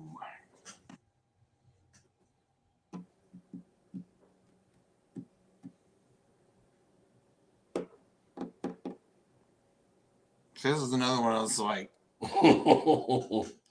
what's it going to be? Oh, all the votes are in. Everybody's got it in. Say the button. Probably Manhouse. Oh, the pressure. Pabst Brewing Company. So Pabst Brewing Company was the second oldest. Minhas was actually a year behind Pabst, and Pabst Brewing Company, interesting story. If you have never seen their history, one of the shows me and Todd has talked about before on here has been the food that built America. And at one point, Pabst was almost out of business, and they actually started forming cheese to stay in business during the time of World War II. I think World War II or World War I. I can't remember which one, but they ended up doing that. It kept them alive. I think it was World War II. Yeah, World War II and stuff that kept them vitalized. But they are the second oldest brewery in the country. So I was going to put a little hint in there about give them a ribbon, but I knew everybody would choose Pabst if I did. Oh, right. So, yeah, that would have been too easy. All right, so Big Daddy Emerson. All right, you guys are tied there. Ooh, heading into the fourth round. No change there. Fourth round, yeah. James is back up to number 3, so he's making a move, coming around the outside. All right, let's see here. So let's see. So that was breweries. So let's take breweries for 400. Getting into that last level, that high level. Here we go. This is with all the kahunas. The Black IPA, or Cascadian Dark Ale, is an American original.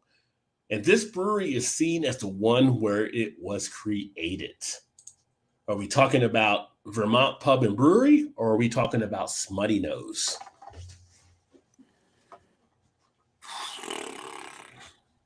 I told you, it goes as you get up there, it starts getting a little harder, a little harder, a little harder. I mean, it's 50-50, so, you know. My guessing is not usually very good. That's made a lot of kids in this country. It could be good. No, it's 50-50, you know. Left or right? Left? Okay, let's go.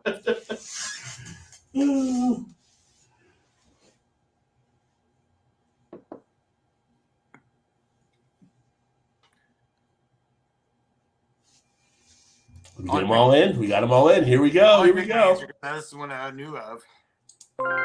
Vermont Pub and Brewery. So that's where it was actually created by the brewer that worked for that brewery, and then that launched where we started seeing some of the black IPAs or Cascadian Dark Ales that were actually done.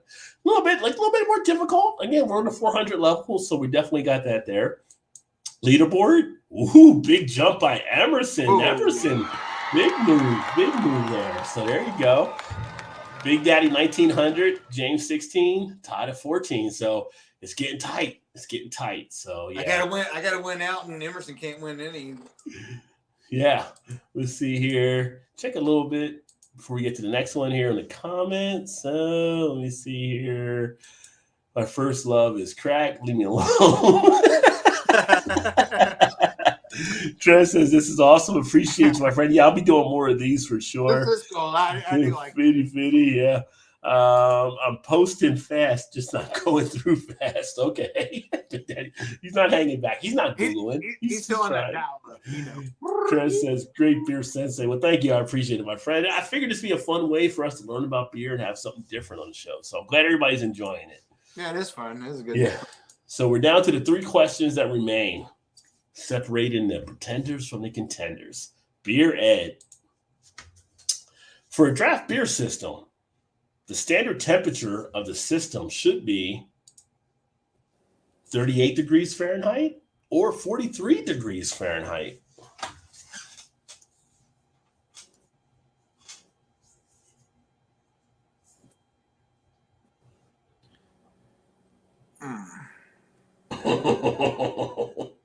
I think I do, but I don't know if I do or not.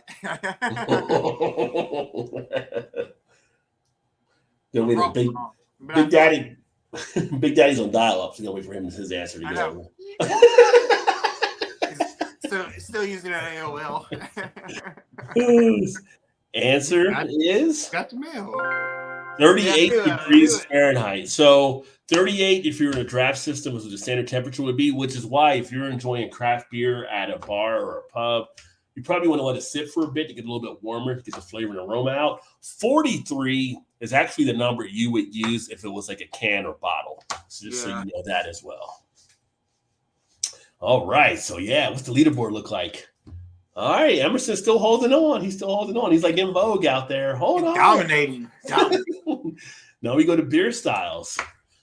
This beer style is described as strong, dark, and full-bodied. Yeah, it's more like me, strong, dark, and full-bodied, with rich fruit and malt flavors and an ABV of 6 to 11%. So are we talking about a barley wine or an old strong ale?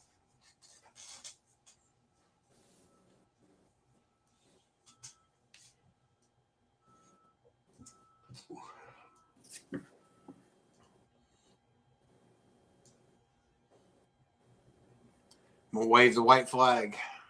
We got a 50-50 shot. Yeah, as I said, my guessing's not good. Like, I always guess wrong every time. Wait till I do 4 answers on upcoming ones when you have 25% shot. I might have a better shot at that one. All right, the votes are in. It is an old strong ale, so that's for the 6 to 11 there with the fruit and the malt flavors. Now, with the barley wine, you do have some higher levels that can actually be hit there, usually hit with a little bit more of the dark type fruits. But for this type of style, as it would be looked at, like with the BJCP or Cicerone type thing, this would fit into the old strong ale category. Let's see what we're looking at the leaderboard. Ooh, Emerson still holding it down. Look at that. Give it up for Emerson. He's holding it. I can't get out of the last place. So right now, unless he does a Happy Gilmore on this putt, he's got the win because it's 400. Now, if he Happy Gilmore's it, then we have a chance for possible tie. It could be. Could be a tie. Historically, it was during this period that it was discovered that hops could be used as a spice in beer, despite people knowing of hops long before this.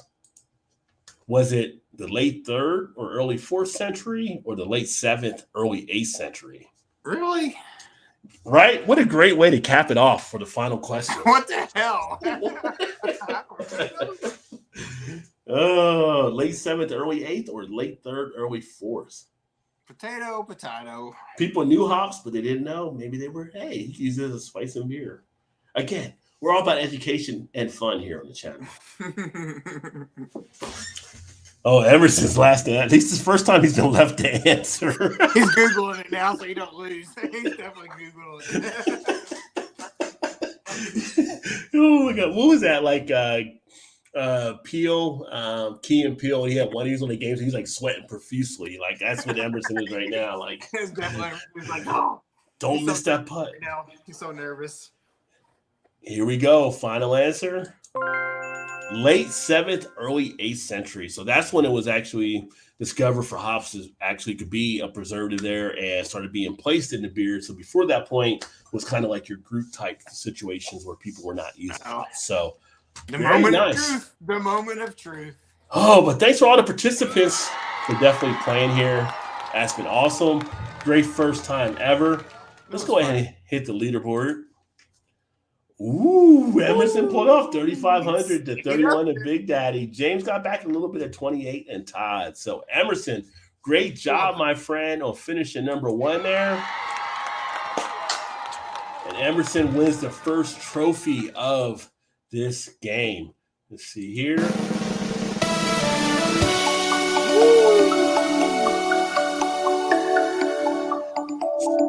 So congrats to you, Emerson. I didn't even make the podium. People, I didn't even make the podium.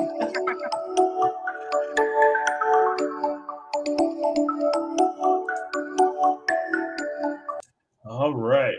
Which means, is there a question of should I be co-host of this show? It's all about a learning thing. Learning. So Emerson, on my about, or actually, if you want to shoot me an email with your address to rodjbeerguy@gmail.com, and you will actually be receiving something as a winner. So, all right. Wait a minute. Did I say rodjbeerguy@gmail.com? Right. And it's on my about page as well. And give me your address. And thanks for playing. Thanks for winning. And we'll be doing more of this. So I don't know if I'll do this on every show, but it might be a show where I might just break off a certain night, like maybe Tuesday night trivia or something, where I bring out more of these that will actually get some stuff introduced to you guys. So that's cool. Hopefully you guys all had a great time with it. I hope that was so. Fun. That was good. Yeah, that was something different to actually do. So I told you 2023, I'm looking to do more things here and have a little bit more fun and share. Well, that's cool because everybody can play at home. You know what I mean? Like play along at home. And yeah. It's like,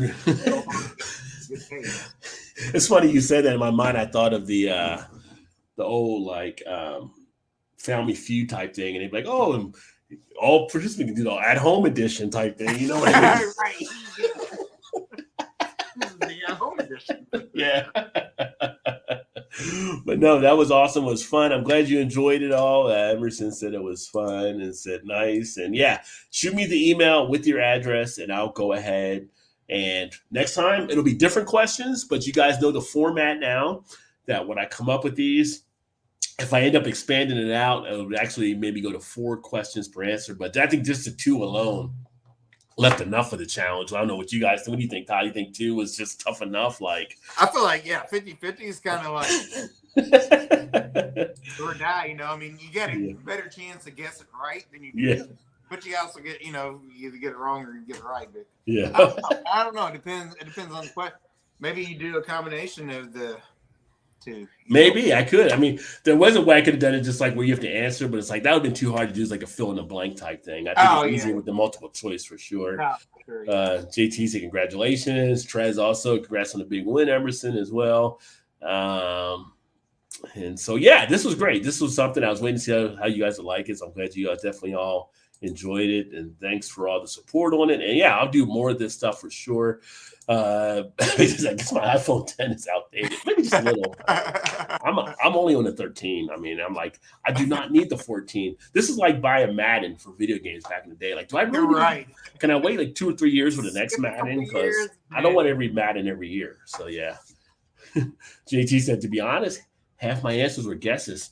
That's what happens, it's that's the fun of it. But at the same point, I want you guys, with everybody that watched, the whole thing I started a YouTube channel was to share my passion for beer, but to share it in an educational and fun way. So if you're having fun and you're learning something, then I think it's a great win and stuff. So who knows? Maybe some of these questions will come back at some point again and you'll know the answer to them or you'll be at some brewery at a trivia night and you'll be like, oh, I know that because I took the thing on Rajay's channel. You're right. So, yeah, you never know. So.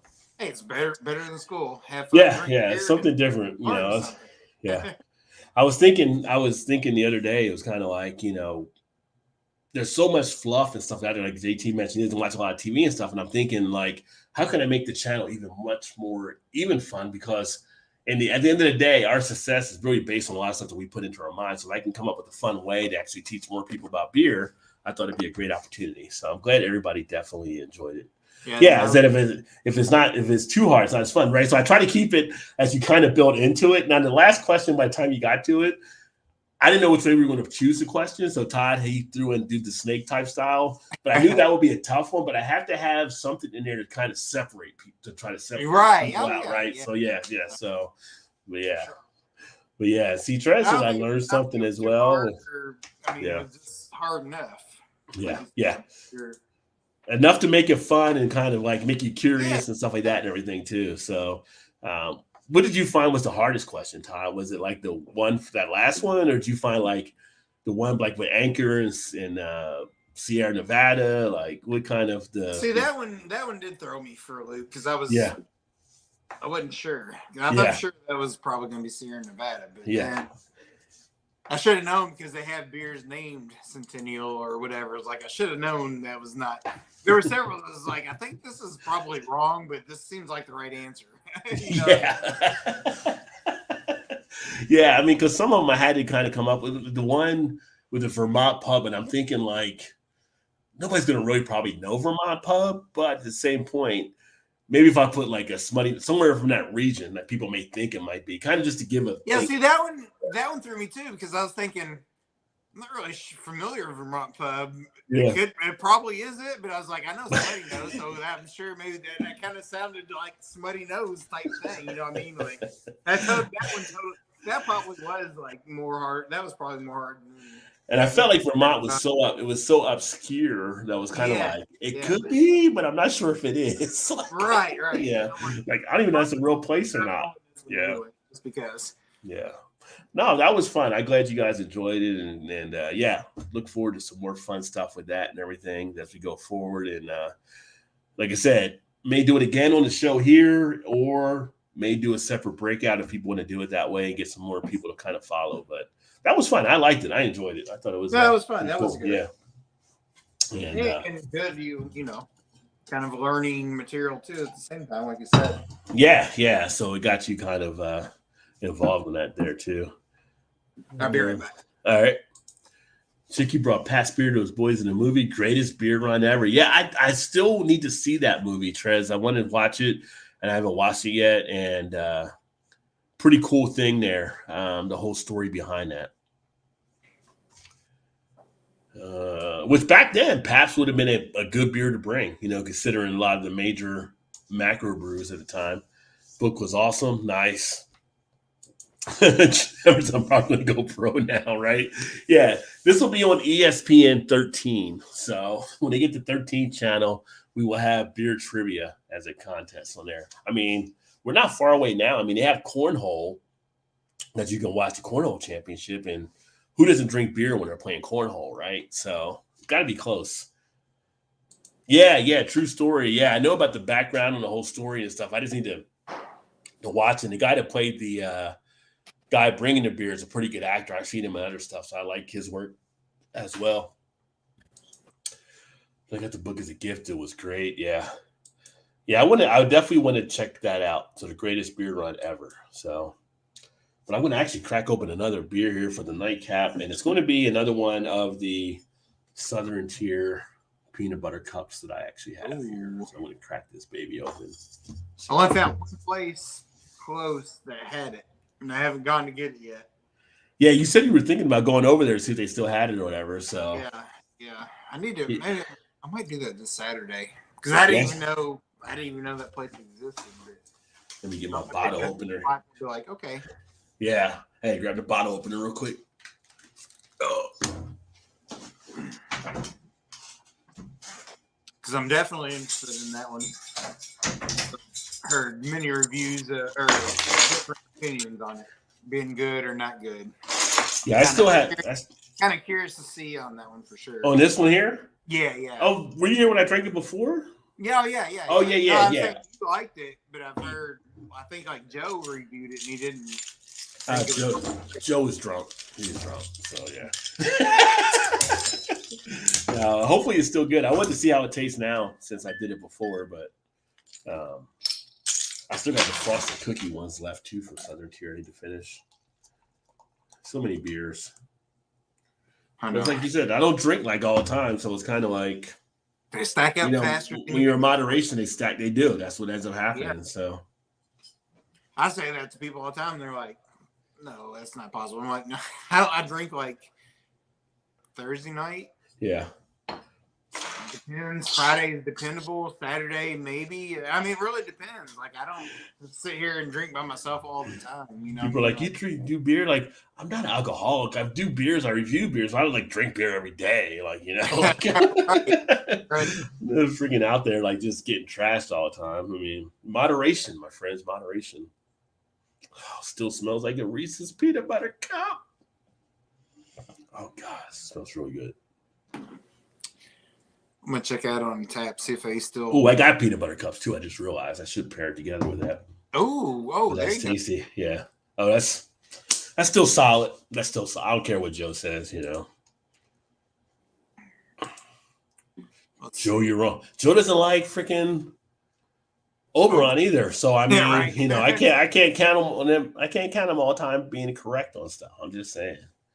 I know a lot of style and alcohol content is with the beer history guesses. Like said, it's going to be part of it's going to be guesses because you might not know. Like, I'll do it the next time. There'll be different categories I'll probably have out there. And sometimes you got to guess. It's like the old SAT and stuff like that. You better guess than not to guess. Where'd you find the questions and answers for those at? Various resources I have. So I have the Beer Bible. I have like tasting beer. I have like beer notes from BJCP. Stuff for the Cicerone. I kind of compiled different questions from looking at the information. Yeah, so kind of. So you actually went through them all and put it all together. Yeah. So I would. Yeah. Okay. Yeah. So I went in and double checked them, put the questions in, and put the answers in, and went through it all. The toughest was probably kind of the beer styles. So I tried to separate the beer styles a little bit because sometimes there's an overlap and it can be like, well, I could be looking at it this way or I could look at it that way. So I tried to find ones that were definitely a little bit more descript along those lines, just because of the pairing. Like I wanted to do one was like between the India Pale Ale and the Pale Ale, but I was like, that'll be too hard to kind of just to have. And that's better like as a taste type thing than to have like as a test type question. Right. Yeah. So according to Untapped, the liquor store that I was talking about still has it. So. Oh, really? Well, the last time somebody saw it there, but it may have. Well, that's what I'm saying. According to Untapped, they still have it. But I'm thinking where this liquor store is at, it probably, I would say, probably still has it. Yeah. Oh, yeah, it probably. Yeah. I mean, I got this. Just because it's on 3rd Street in downtown Louisville, which runs through the campus of U of L at some point. I'm not sure where the liquor store is to the university, but it's right down there somewhere. So in Louisville, it's is it 4th Street Live that they have down there? Because I remember we went there for New Year's one time. We stayed at the hotel down there, and it was like first time I saw that area. That was kind of a cool little area because they have the Makers Bar and Restaurant over there and stuff too. Yeah. So Makers and oh shoot, what's the brewery? They have a brewery there too. It's one of the mainstream breweries. Gordon Beers. Oh yeah, I've had that before too. A place not there, but I've had it like in where did we go to? I think it was when we went up to Ohio one time. I think it was Columbus. I had it at the Gordon place up there. I haven't been there in so long. Like it's been I don't know, 10 or 12 years probably. They change a lot of things there all the time. Let's see here. One thing I was going to show here. So for those that weren't aware, I've actually done some updates. So I did some rebooting of a few things. Sometimes I have people to ask about this stuff here. So let me go to pull it up here. If you happen to see here on YouTube, like on the channel, there's actually a tab shop and stuff now, like for shopping. And I did some updates. I moved one of the stores over to Spreadshirt. And I have that instead of just a Zazzle store now too. So if you're interested in looking at stuff, here's some of the new products that are actually out there now for the Rajay BeerVentures line. And there's actually right now everything is like at a 15% off, but next week I'm going to actually take things to a 20% off. If anybody was like kind of looking at, so the drink beer live hoppily line is now out. We have the West Coast IPA line that's actually out as well. And I'm going to be adding some other new things on here too, from different fashions and all that kind of stuff. So if anybody's looking, like you can see this here on the YouTube channel as well, but just kind of sharing that. Is there a T-shirt of the West Coast one, or the like the? Yeah, so if you go like to men here, like T-shirts. So I've been wanting to get one of those, and I just haven't done it. I keep forgetting about it, actually. Well, the cool thing you have with this site, right? So you can go to T-shirts under men's, and you go down here, and you can go to where's the West Coast IPA. Scrolling down. So here's the West Coast IPA, and you can actually choose the color of the shirt you want. Okay. So if you flip it here, it'll give you the different colors and how it'll actually look as well. So that's one of the cool things I liked about this one is how you're able to change stuff up. I mean, so you can actually mix it that way. And if you hit this little plus thing, it gives you all the colors that are available. Oh, okay. So if you wanted to kind of throw it out there, you can do that, or the green. Again, there's like the yellow, there's the burgundy. You can mess around however you want to like it. And this goes out to anywhere from small up to 3XL for that. So that's what you have there. You also have tank tops that I added in because I'm working out and stuff. I think I'm going to get some of these myself even, but there's like tank tops you can do, or muscle shirts if you want to have stuff for working out. Or as we get into summer, you're definitely a little bit more leisure and stuff like that. So different things that I've opened up there as well. And if people want to check it out on the YouTube channel, there is a thing that says shopping that you can click on, but any of the videos, I think it actually shows stuff as well. So just giving you guys a heads up there. So that's a little bit different than what I had like on the Zazzle store. So I'm kind of going to probably be pushing more stuff this way if people want to check stuff out there. Nice. Yeah. I definitely like that West Coast one. Yeah. I need to come up with, I got some more ideas for some other ones and stuff that I'm going to drop out there too. So, but I like the hat. Like I have this hat that I did from Zazzle, which is a trucker hat, but they have the snapbacks on this channel, which is pretty cool too. So, okay. Yeah. I just figured, put some other stuff out there and then go from there. But yeah, I'm digging. Does it cost you to have that on there, or they just? No, they just do drop. They drop it. They charge as the orders come in, and they just send it out. So, which makes it definitely easier than me having to order and have like 100 things at the house, right? So you can just people just go right there. You tell them what you want, and they can order it right out. If there's like an issue or anything like that, they would do a refund through there as well too, which is pretty cool. So they get a percentage, and then you get a percentage of it. Yeah, I get like a percentage. They have like a base charge that they have for whatever they print stuff up as, and then I get a percentage of it. So okay, yeah. But at this point, it's just like I've had a few people ask about if I had a store for stuff like that, and so yeah, that's out there now a little bit more. But like you said, that's way easier than having to buy 1,000 shirts of something and then. Oh yeah, like I know some people just have to get rid of it. Like I knew some people that got like glasses and stuff, and they had to like order it, so they had like a few hundred glasses they pick up, and they got to go out there and actually sell a lot of the stuff, and it's just like so much easier to have it on there now. Like the beer glassware, they don't really have it as much on the spread shop. So like Zazzle still has the beer glasses for the pint glasses with stuff on it. So if you want the beer glasses, that would be a better spot to go to than what this would have. Now this has like Yetis and coffee mugs and all that kind of stuff. But actual beer drinking glasses, you would go to the other site. But right, just this out there if anybody wanted to look into checking out the stuff.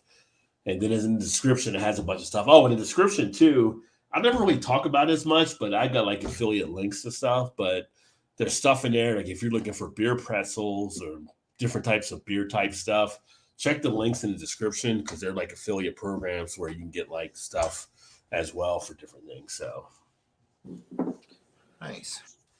But yeah. But I'm digging the peanut butter cup. It's still rocking and rolling. And the review for this will be up soon. That's the other thing. Talking about reviews, I haven't done any reviews this week just because I was getting all this stuff together for this week here tonight and then some of the other stuff. But I'll probably be dropping some reviews out this weekend on different ones. So think the last one I put out was the Other Half Triple anniversary, but I do have other ones queued up that I'll be dropping out there for people looking for those. And then I am getting back to doing the other stuff. I keep talking about it, but stuff like the hops videos and stuff, some of the more beer educational stuff. Look forward to dropping more of that stuff out there too. I just feel like there's so many, and I talked about it last week, Todd, you weren't here. There's so many people that just do beer reviews out there now, like compared to where 8 years ago when I started. And it's just like, you know, I like doing beer reviews, but it's definitely the low hanging fruit of anything that you could do. You're right. Yeah. Yeah. No, you definitely should do the hop videos. I always liked those when you were doing those. Yeah. Just because I feel like it's more educational of things that people don't think about. One, two, it goes in all the beers. So I mean, like, the more you know about it, the better understanding of the beer a person might have. You know what I mean? Like, outside of, you know, I'll say you and I, but outside of the normal person, like the normal person that drinks it don't understand a lot of that. You know what I'm saying? Yeah. And it might help you in trivia now too. So I definitely need help in that for sure. Yes. more trivia toward videos. Emerson said, last meal, you can have anything you want. Caveat, they're fresh out of food, but can provide a 12-pack of mixed beers to drink over 7 hours. What's a 12-pack? Wait a minute. You said you can have your last meal, but you can't have any food. But can provide 12 packs of mixed. You want us to come up with 12 beers after we've been drinking tonight? Right. What makes you think it would take 7 hours to drink 12 beers anyway? What? Yeah, exactly. It's my last meal. I'm trying to get as much as I can get in. So, thinking 12 in 7 hours, you can do better than that. Let me see. So, I don't know if I get all 12 of them in, but I would say if I had to choose some last beers, I would say give me one of the Golden Draught 9000s because that's one of my favorite beers. Throw that into the pack. Probably have like one of the Chimay's, probably Chimay. I don't know if I had blue or red. One of them. I mean, you can't go wrong with either one of those. No. Give me one of those from smaller craft breweries that I've always enjoyed.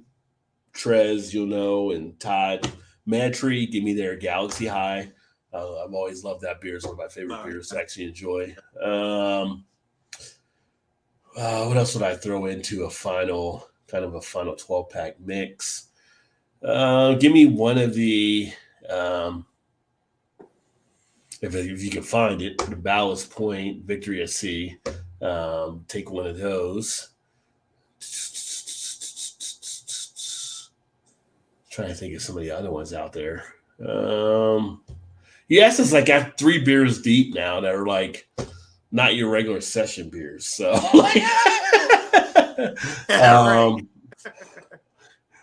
let's see here. I said one that I actually like from Dogfish Head was what was it? Banton. I got my phone. Using my phone for the thing here. I'd have to look at my Untappd, but the one they actually have, but they also had that tuxedo one that's pretty good. What's one are you talking about from Dog? Was that the one with like the cowboy looking guy? The Dogfish Head, it was let me take a look here.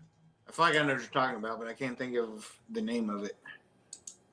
I was thinking the label had like the cowboy looking like well, the Tennessee Tuxedo one, or I say Tennessee Tuxedo, I don't think it's Tennessee, I think it's Pennsylvania Tuxedo. It's like a guy in a top hat or whatever, but yeah. Okay. That one was really good. But the Burton Baton is actually a Burton good Baton. Yeah, that one is actually a pretty good one from Dogfish Head. Even though I've never had it, but this is my last meal, throwing in Utopia. I don't care. I ain't paying a tab. So throwing one of those just so I can check it out before I die. Go out and bang. You might as well throw one in the Brewdog Snake. Throw one in the Brewdog Snake Bites, whatever 67% ABV, because I'm dying the next day. So it's not gonna be around anyway. just throw it in, yeah. But I can't think of all 12 that I actually have in there. But I mean, that's hard. That is hard. Those are some of the favorites I would actually have. in there to really enjoy. I probably would have, even though now it doesn't stand out as much, but because it was a beer they got me into craft beer, the Ithaca Brewing Flower Power will probably be one more just because that's the one that opened the door. You could throw in any of the Dewey Beer Company secret machine sours for the most part. All their beers are pretty solid. That they've probably got me more into sour now than anybody else has. Even though I had Urban Artifact in Cincinnati, the sours that Dewey Beer Company are putting out are pretty damn solid. So What even better than like the Imprint, or is that Dewey? Damn it, damn you, man, damn you, damn you. Okay, so we could do a mix of the Imprint. You still got a 12 pack to fill, so you can throw Imprint in there also. So Imprint's a little different because they got the smoochy style. So yeah, yes, give me a few of the Imprint beers. Dewey is definitely more of a sour beer, non-smoothie, but yeah. Anything like Imprint, Imprint can definitely fill up the bag for sure. I mean, their beers are, yeah. Good call. I forgot about it. It's so hard to remember all of these beers, but right, they're definitely up there. If somebody could go back and get me a Stone Mocha IPA, I would love it because I did enjoy that beer. That was one of my beers I really enjoyed. Yeah. And I'm looking at my Untapped now. So Chimay White is the one I really enjoyed. So that'll be the white label. But I think that's a lot. I mean, so many beers that are out there. But yeah, it's funny because I look at my Untapped. I mean, if Bourbon County branched out, one of those would be good too. But I don't have a ton that I give them 5s to over the years. I give a decent amount. I mean, but it's probably about 10 or 11 I've given 5s to over the year, over all the years since 2015 that I've had Untapped. So it's hard to be that perfect type beer. I used to really enjoy the who was the Funky Jubilation? Who was that? That was Smaltz Brewery. They closed down, but Smaltz Brewing Company out of New York used to have some really good beers. But I also feel like it'd be hard to choose some of the ones that don't like kind of hit home for you. You know what I mean? Like, I'm sure there's a lot better beers, and there's a lot better beer. Like for me, I'd be like Zombie Dust. Yeah. And Too Hard, just because those are kind of the OGs of where it started. You know what I mean? Like, so it'd be hard not to throw those in there, even though I know there's a bazillion beers that are probably way better than those. Yeah. But for me, in my 12 pack, I would have to have those two, and I would probably throw in like Bourbon County, like the OG Bourbon County, just because those kind of the big, the big one that kind of kicked it all off. Yeah. Per se. Yeah. Well, what do you do like with the beers you just stumble across, like the rum beers I sent you guys from the Spanish brewery? Yeah. Like. I mean, it's such a big smorgasbord of different. It's what you can get your hands on. You know what I mean? Like it varies by region to region. Like every person's going to have, for the most part, I'd be surprised if you had more than 1 or 2 beers out of the 12. Yeah. Out of a lot of people that sit down, because I don't have access to Other Half or Trillium or Treehouse and people in that region. Well, you for one, now that you get Other Half or whatever, you would probably put those in your 12 or whatever, maybe. Yeah. But I don't have access, so I can't say. You know what's funny though? Like you mentioned I've had them, but I don't know. I can't get them all the time. It's like funny because when I was out there with you, and it'd be like, "Oh, Joe said the Other Half. Oh, great, blah blah." And now I'm here. I'm like, "Oh, there's Other Half. I don't know if I really want the Other Half this weekend." And it's just right. That's what I'm saying. Like we as beer drinkers are always out to get what you can't have. Right. Now that you can get it, you're like, no big deal. It's on the shelf. So what? I'll get it. It sounds okay, but and me sitting there, I'm like, send it my way because I can't have it. Send it my way. Give it all to me. I'll take it all. It's like, meh. Yeah. So it's funny now because it's just like when I go into stores and just looking for stuff, and it's like Other Half, maybe. What's this over here? It's kind of like get your attention. But yeah, it's funny how true that is though, because I remember like when Firestone first got distro here, and you're like, sweet, now I can get them. Yeah. Outside of like Parabola and some of the special like box beers that they have, like I never even pick it up. Like, why do I even care that they're here? Yeah. cared. I need. I cared because I could never get it before, and then it was like, now you get it. You're like, yeah, whatever. I'll get it or whatever, you know. I need to get you some of the Dewey beers, so or imprint as well, because you don't get imprint or Dewey, right? No, we do get some imprint every Okay. now. Yeah, we Is do. it Yeah, you get the smoothie? You get the smoothie beers from them? Yeah, the smoothies Yeah. are good. Yeah. Yeah. That's the only reason why I knew about them before. When you got them, I was like, oh yeah. Like I don't even. That's kind of like the old 450 at the time. It's like I don't even know if you call them beers, but who cares what you call them? They're good. Like they're good. Very nice. Big Dicey got a 4% Chimay Bomber for $5 last week. Very tasty. Didn't know they made that. I mean, I don't think I've seen one that low from Chimay, but not surprising, I guess, for what they're actually kind of doing there. Swami in the house. Cheers, Swami. Great to see you, brother. Hope you're doing well up there. You probably get some cold weather in Canada. Do you get imprint there all the time? So now I get imprint. I'm trying to think where I bought the last imprint. Either it was Jersey or it was one of my stores here. But distribution, I come across them for sure. Funny thing is now, although I didn't get it last time because I wasn't up there in time, but one of the guys I know, BJ, he actually is in one of the beer stores that Alex goes to up in New Jersey. So they get Heady Topper and stuff that comes through there. So nice. he lets me know when it comes through again, so I can at some point I'll pick it up because I haven't had it yet. So I'm gonna get that. I haven't got that or Focal Banger. I haven't had the Focal Banger, but I've had the Heady Topper. I'm gonna say 7-8 years ago, maybe. I don't know. Yeah. Got it one time with John and the guys, you know. Yeah. Wow, like we got it somehow. I don't remember how we got it. One of them got it somehow, and we bottle shared it. And I was like, okay. Of course, back then, like everything, it's like, oh, this is so good. Now it's probably like, yeah, it's okay. Yeah, well, that's the thing, right? If I get it now, is it going to be like, it's okay, but I'm not crazy? Because like when the first time I had High Lie, people are always talking about Cigar City and their High Lie. Oh, yeah. And when I had it, I was like, it's all right, but it's not like a standout. Right. But they're used to having it when it came out, years ago, and it kind of stood out a lot more. Nowadays, you got breweries that are kind of releasing it every block that you're in your city. So, yeah.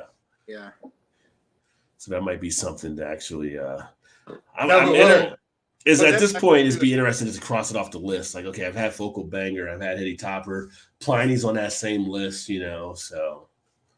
I've had, which one did I have, the Younger or the Elder? I heard the Younger was better than the Elder, actually. I can't remember what, I've had one of the two, but I've only had the one. Yeah. And actually, I've got one of the people out there. One of my friends out there, she offered to send me some whenever I wanted. She actually works for UPS, which is funny because we say about beer mail, but she's like a manager at UPS, so they're shipping stuff to all the time. Right. And it's just like, yeah, I'll let you know. But I was kind of like the whole other half thing. Now that I have access to it, I'm like, maybe. Let me think about it. It's kind of like, it's kind of the allure wore off of it, as if I was been there and be like, I got to get it now because I'll never get it again if I don't, right? So, but see, the cool thing of this is those like you can send me those, and I can send you stuff that you might used to be able to get, but you can't get no more. I can't get any more, yeah. Like I definitely will probably come out greater on that end because the other half totally is better than most of the stuff I probably would be able to send you. You said most. Probably all. I've never been a huge oyster fan. Now my wife, she would love the oysters on the half shell for sure. I'll eat them here and there, like usually like the cooked oysters, but I'm not a huge oyster. Now mussels, I do like mussels. So actually, we had I made a steak and mussels meal a couple weeks ago. Shit was good. It was good. My buddy knows beer said Heady Topper is very close to Hop Stupid. Well, I've had Hop Stupid, which is a pretty solid beer too. So yeah, I would definitely enjoy Heady Topper then, most likely. I've only had rolled oysters. I never. You never had it on the shell, you've been in New Orleans before? I thought you were down there before, right? No. Oh, okay, yeah. But that's pretty popular. I mean, JT's roots are in Louisiana, but yeah, that's pretty popular down there. And actually, here we get crazy amounts of crab. You can actually everything is you go to restaurants like crab, or it's like Old Bay. They put Old Bay seasoning on wings.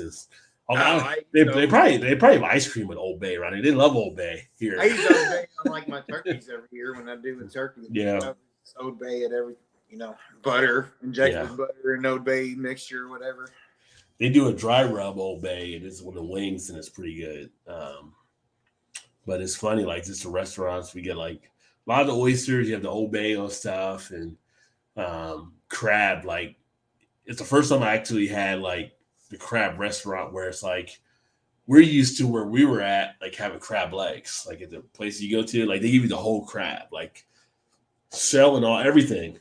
And so you got to take the mallet and you bang at the table, Oh, wow. like and they put the paper on the table in case there's a mess or whatever. Like even Joe's Crab Shack where we would go to didn't do this, Little right? bib, Like whatever. yeah, this is and people get after it, like pop, pop, pop, pop. They crack it all open, and it's like I'm like that looks like too much work. I'm just saying, yeah. Don't put your finger in there. I'll smash Yeah, it. yeah. I'll smash it. But they got good crab. The crab is good. I mean, I've had definitely some. They got a cream of crab soup here in Baltimore that is, depending where you go, everywhere I've had it, it's been freaking awesome. Big chunks of crab and this nice creamy sauce, and they put like the crab like on top of burgers or on top of a steak or something. I mean, yeah, the crab.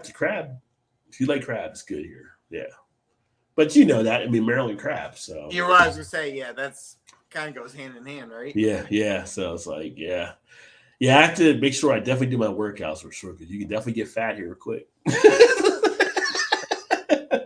Just the butter you dip it in alone. Just the butter alone. Like, and she was saying she wanted to go out to a French restaurant for lunch this weekend or dinner this weekend, and I'm just like, how much I got to work out for that? Like, cause it's a French restaurant. It's going to be like, that's just cream on cream if you go to a French restaurant. So yeah. But, start now until the end of the year, then you'll yeah. But we went to dinner. We went to dinner at one thing that we went to. I don't think it wasn't New Year's Eve. It was something else we went to, and they got this crab, orange roughy crab on top of the orange roughy. And it was tasty, but I couldn't even finish the whole thing. I mean, it was a huge piece of orange roughy with the crab on top. Delicious as hell, but I couldn't finish it all. So and you don't take home fish because I mean, there's nothing you can really do when you take home fish. But it was just I was just like, dude, knocking down like no mas, like waving the flag. Yeah.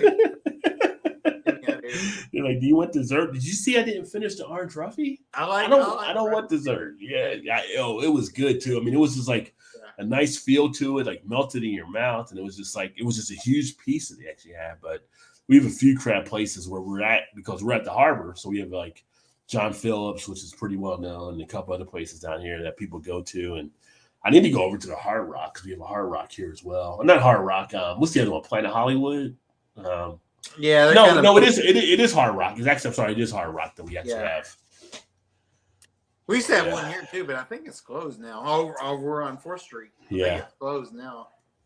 Yeah, we got a casino here, which actually has one of the Gordon Ramsay restaurants. I haven't been over to that yet either. I want to kind of check that out to kind of see what they do there too. But yeah, definitely. Last Sunday, I smoked a pork butt. Yeah, that's one of the days I was like, I should have had a YouTube channel. I told you. Like, oh, it was so good. And I gave some to my mom, my brother, and they're like, yeah, that's pretty damn good. I was like, Well, have you been leftovers at our house? Don't usually you end up throwing away, but it was gone in like a day and a half. Like it was totally gone. Yeah. Said Trez loves oysters. Had 6 last Friday. The wife hates oysters. Why she hate it? I wonder why. Why does she hate that? Last one, kick-ass Philly and Emerson 12-pack. Well, there you go. Yeah. What was I going to say? Like around here, we have some pretty decent places that have some pretty good food. So it's kind of nice being back on the East Coast for the seafood aspect of it. The lobsters and all kind of stuff you can get kind of here. I haven't bought any lobster. I don't even know how to make lobster, but you go to the stores and it's like the lobsters in the tanks all the time and stuff like that. But I don't know. I used to like lobster. I think I got stuck in my head about one of the comedians talking about lobster being like the roach of the ocean. And when you look at it now, it just looks like a roach so much. It's like, I don't know if I want that anymore. Right. Yeah. You think of the intent is like, it is kind of like a roach there. I've never actually fixed it myself either. Yeah. We've done crab legs and stuff, but I've never done lobster. Yeah. But now, but you guys are about to get Wawa there, which is awesome, right? So I hope it's somewhere close. yeah. You heard me talking about Wawa for years, and now you're about to get Yes. one. It's like, Oh, I will tell you though, because since I missed the show last week, when we come back from Tennessee, driving through, we stopped at a Buc-ee's. I heard Buc-ee's was like on I say truck steroids. stop, but they don't even allow trucks in there. Like there's no big semis allowed in a Buc-ee's. Really? I didn't know No. that. Okay. Yeah. Okay. And they have like 120 or 30 something gas pumps or whatever.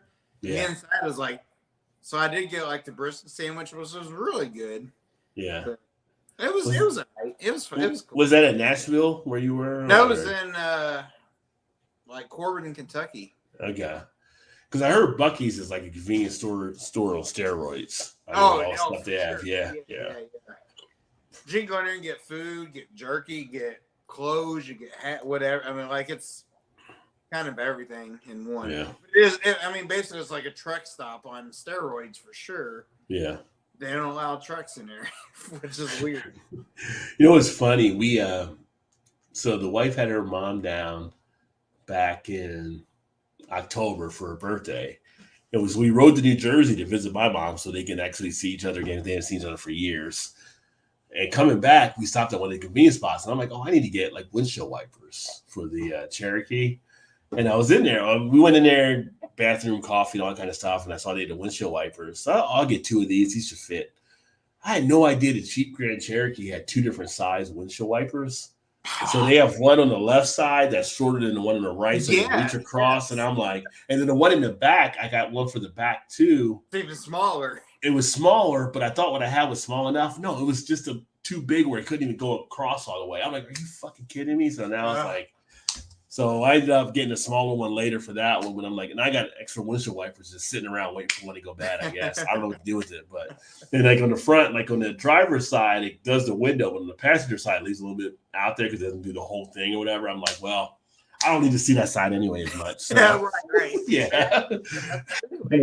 She ain't driving, so she don't need it. So passenger, what do you need to see for? But I'm like, when did they start doing two different size windshield wipers? Used to be you got the same for both and you were good to go. But yeah. I feel like, I don't know if my car or maybe her van used to be that way. It was like a 22 and a 20 or a 2018, whatever. Yeah. Why? Yeah. Why is it so different? Why are you doing this? It's like, how did you guys screw up windshield wipers? Like, it should be just the same, you know, like, why is one bigger than the other, you know? Yeah, that don't make no sense. That's how they get you. They try to screw you on stuff, so. And I guarantee that's probably what it is. They're just thinking, no, it's going to be the same on both sides. So I guess 220s or 220s. That's how it always has been. When I had the Charger and stuff, same both sides. When we had the other cars, same both sides. Mustang, no problem. Right? We just got you. Like now we're switching it up, you know. Now it's like, oh, we're missing out on people buying shit that don't, you know, they can't take it back or don't need. So it just makes some money off them. Then they'll go buy some more. We're the kid with one leg shorter than the other at this point. So it's just like, I need that shoe with the extra heel. Sorry, I may have offended some people there. I apologize. I mean, I'm a Gen Xer. We used to tell jokes like that back in the day. Sorry.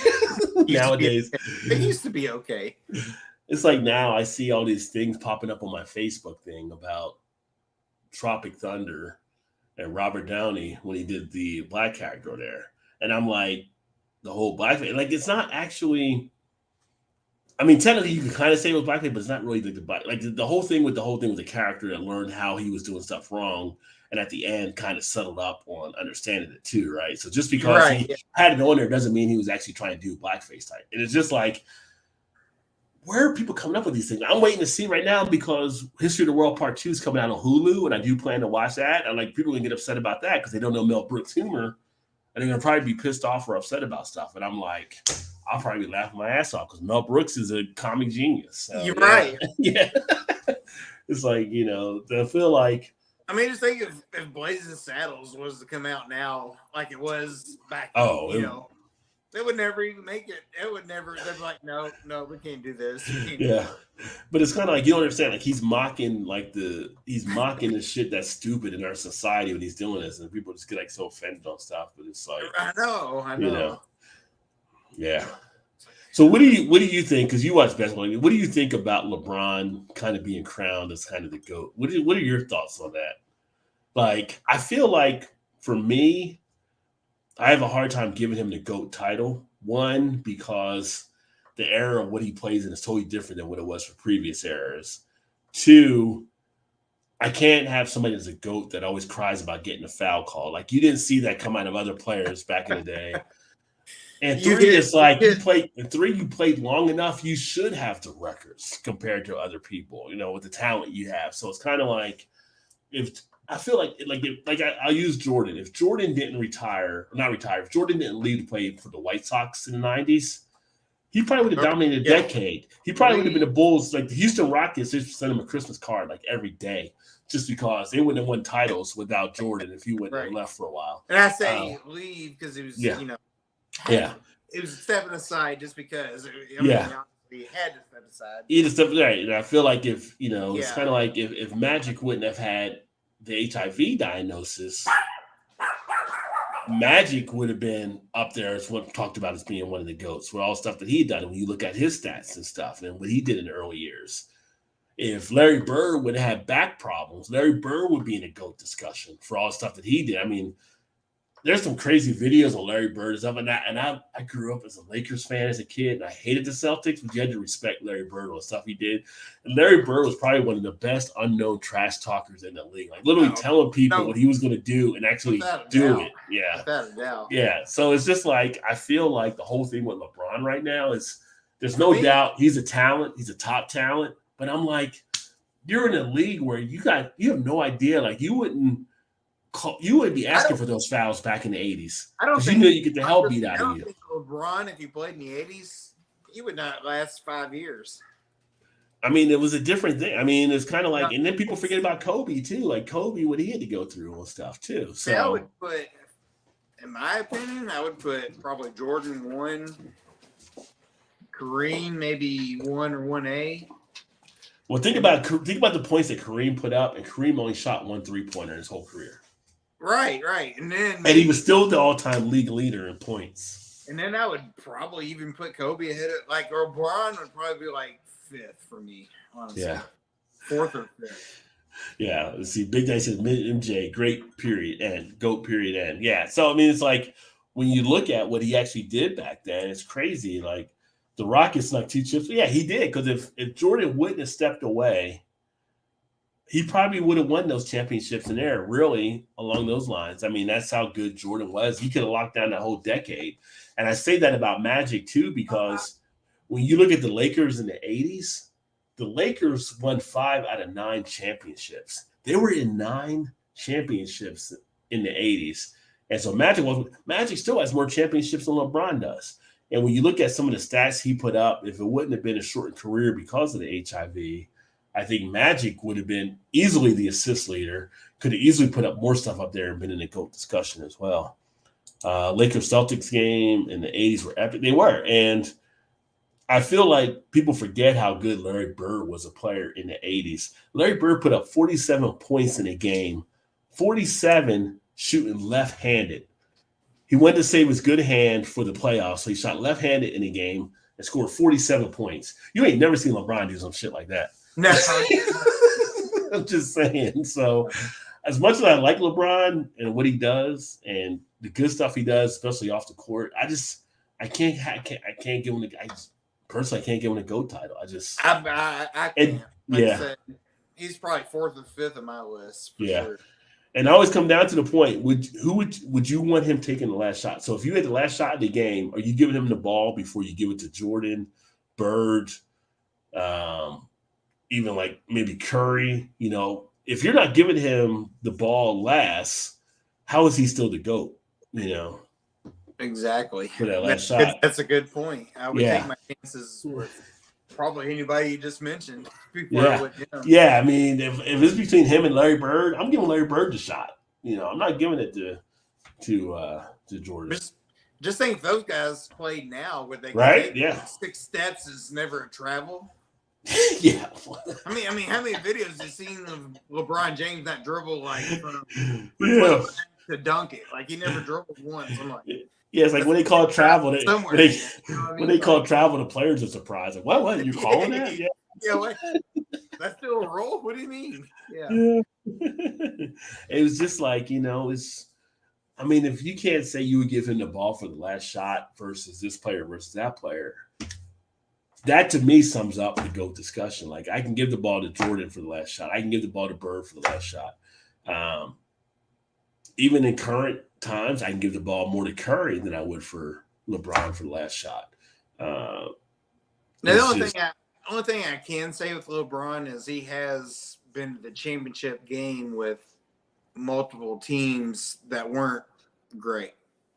Like the Cavaliers at times weren't very good without him.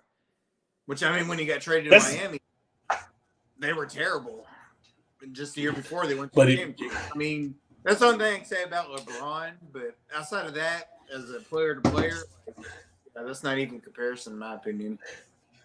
but even to that point, like they were interviewing Magic on one of the things I saw, and it was like they asked him, like, would you have ever went to kind of get other players to come play with you type thing? And he was just like, no, we would have never done that. Like it was just like, he wasn't out there trying to recruit Larry Bird to come play with him where he was at. He wasn't trying to recruit, other superstars. It was just like you built. I mean, teams were built around you, but you never thought you weren't trying to make this super team type thing. You built the team up. He wasn't asking Mike, hey, come from Chicago to LA type thing and try to play with us. That's what I was gonna say. It's like you couldn't just automatically go to like 3 superstar teams or whatever. You know what I mean? Like back in the 80s, you had the Pistons and you had the Bulls and you had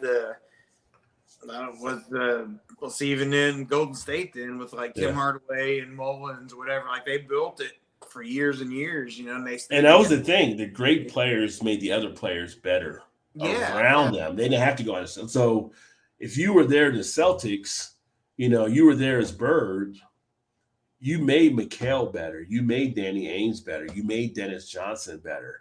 You didn't have to go out and shop around. If you were Jordan, when you got Pippen, but you had other stuff there. You weren't going out recruiting to try to get other people to actually kind of join you. You made freaking Luke Longley better.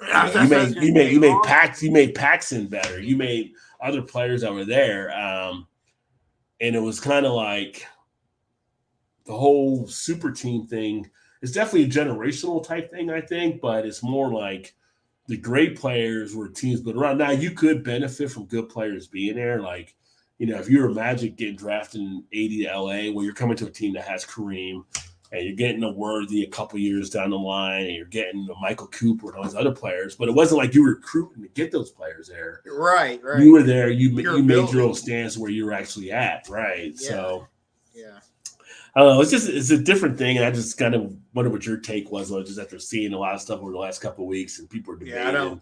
It's kind of like I'm not a LeBron fan. I mean, obviously he's talented or whatever, but I'm against the GOAT of whatever. It's like, no, you're not. You'll never be in my eyes.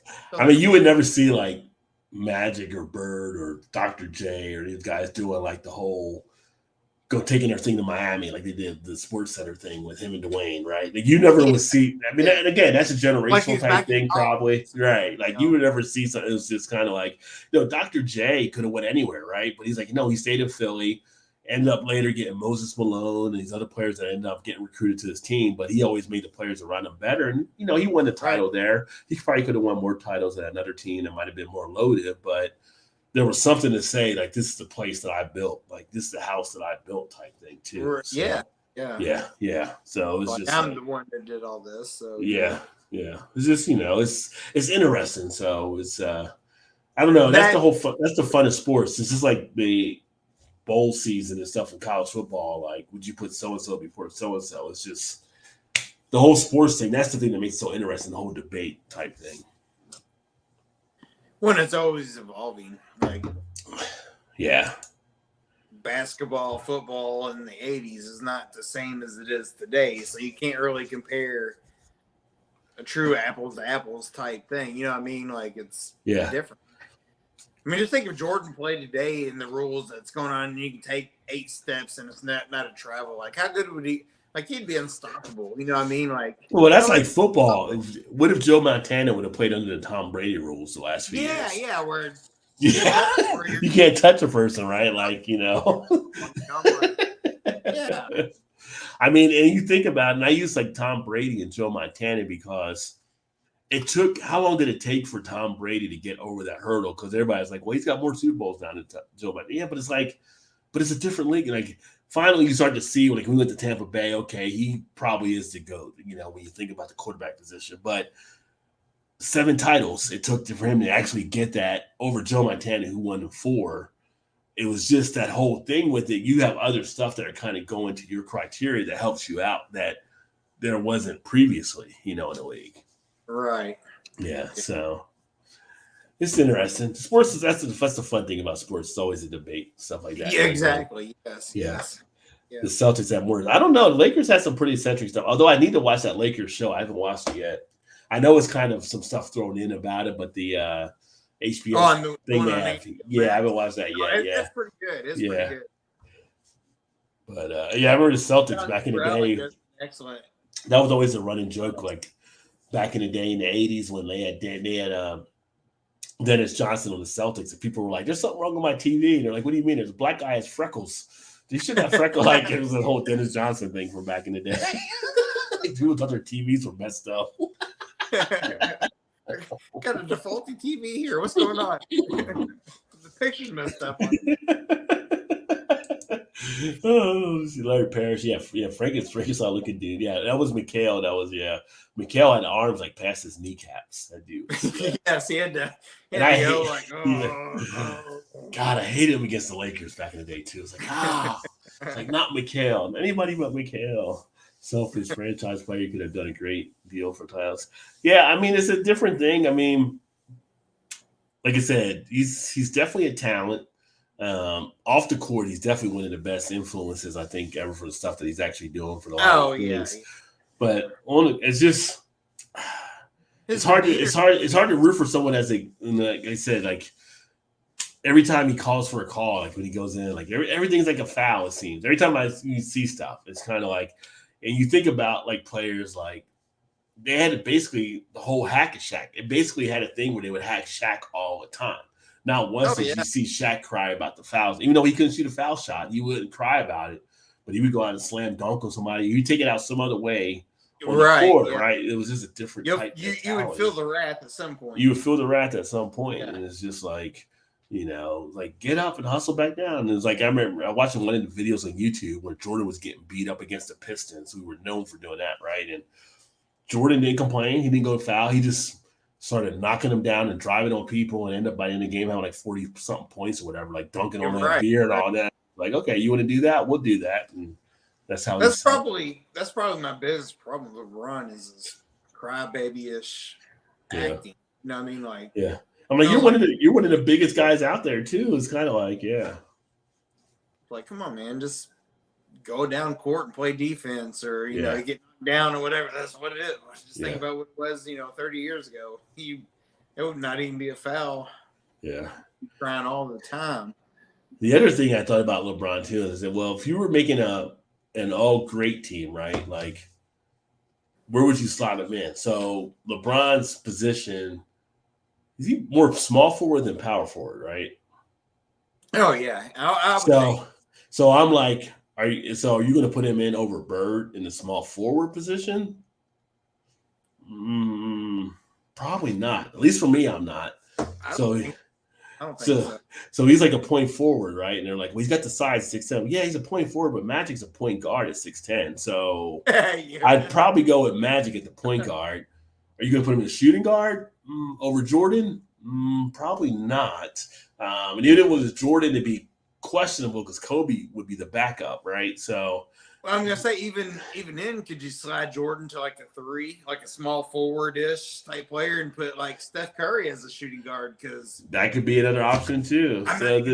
Anybody ever in the game of basketball is never a better shooter than Steph Curry. They say, well, you could put him at power forward and put Bird as small forward. So am I going to put him over Karl Malone at power forward? Because Karl Malone was a beast at power forward. And again, I'm only using modern players, but just thinking like he was a beast, and Charles Barkley was a beast at power forward, and knowing what the role would be there. So, But then you had guys like Oscar Robinson that average like a triple double. right. So, You know, I mean, like, yeah, I was like, how do you throw him? You know, how do you leave him out of? And then people say, well, he could play the 5 position, so you're going to put him at center over a Shaq, a Russell, a Chamberlain. Like, where are you going? Like, and so if you can't fill him in those spots, how is he the greatest of all time?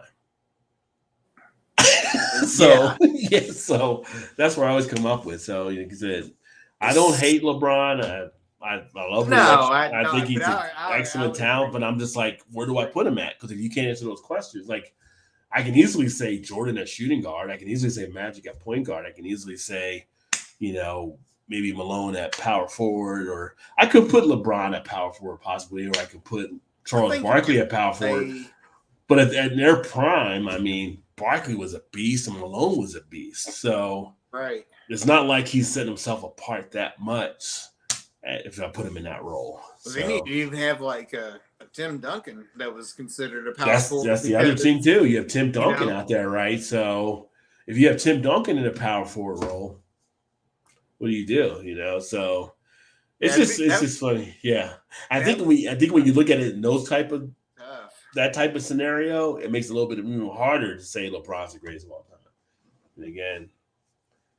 And just those 5 you mentioned, like you're not even throwing Kobe Bryant in those top 5 guys. I'm not throwing Kobe. I'm not throwing Oscar Robertson. Is he even second team? Like, is he even a second team player? Probably, but maybe. I mean, position-wise, it depends. You know what I mean? Position-wise, yeah. It becomes tough when you look at it that way. It's like, because it's not the first person that rolls off your tongue when you think about those positions. So if you're not up there, maybe as the first person, then you're already not in the greatest discussion in my mind. I agree. Yeah, so that's how I look at it. So at the end of the day, it's like if I had 1 second on the clock and I need someone to take a shot, am I giving it to LeBron or am I giving it to one of these other guys? I'll probably give it to one of these other guys. I would think. Yeah, so and even LeBron doesn't even take those shots. He'll pass off that shot sometimes. It's like Jordan, even Iverson was like, "Give me the ball if it's the last 2 seconds. Give me the ball." Like there's, so that's just my thought. Just don't be scared. Don't be scared. Kobe was not scared. Kobe was shooting with no problem. Don't be afraid. Just take it. Mikhail was definitely a freak for sure. I don't really follow. I follow it some. I usually follow the NBA after college, after the tournament's over. I usually watch it for the playoffs and stuff. I don't. Although during the course of the season, I've watched it this year because I tell you right now, the most electrifying player probably in the league is probably John Morant for Memphis. That dude is putting some moves on, and not just talking about the dunking, just the play, the way he's playing. He's just. Guy is sick. So Memphis could be in a possibly good run. At least they were before the trade deadline. We'll see how that all shakes out from these players that are joining, like the Lakers and these other teams. But John Morant is a baller. So Tom Brady, the worst crypto investor in the NFL. I was going to be playing in the USFL. I don't know if he's a crypto investor or just a crypto spokesperson, but he was named in that lawsuit, I think, against that crypto company because he did the advertising with them. But oh yeah. Speaking of not the USFL, but the XFL. So this past weekend, we had the kickoff of the XFL. And as you know, I don't usually watch the NFL as much.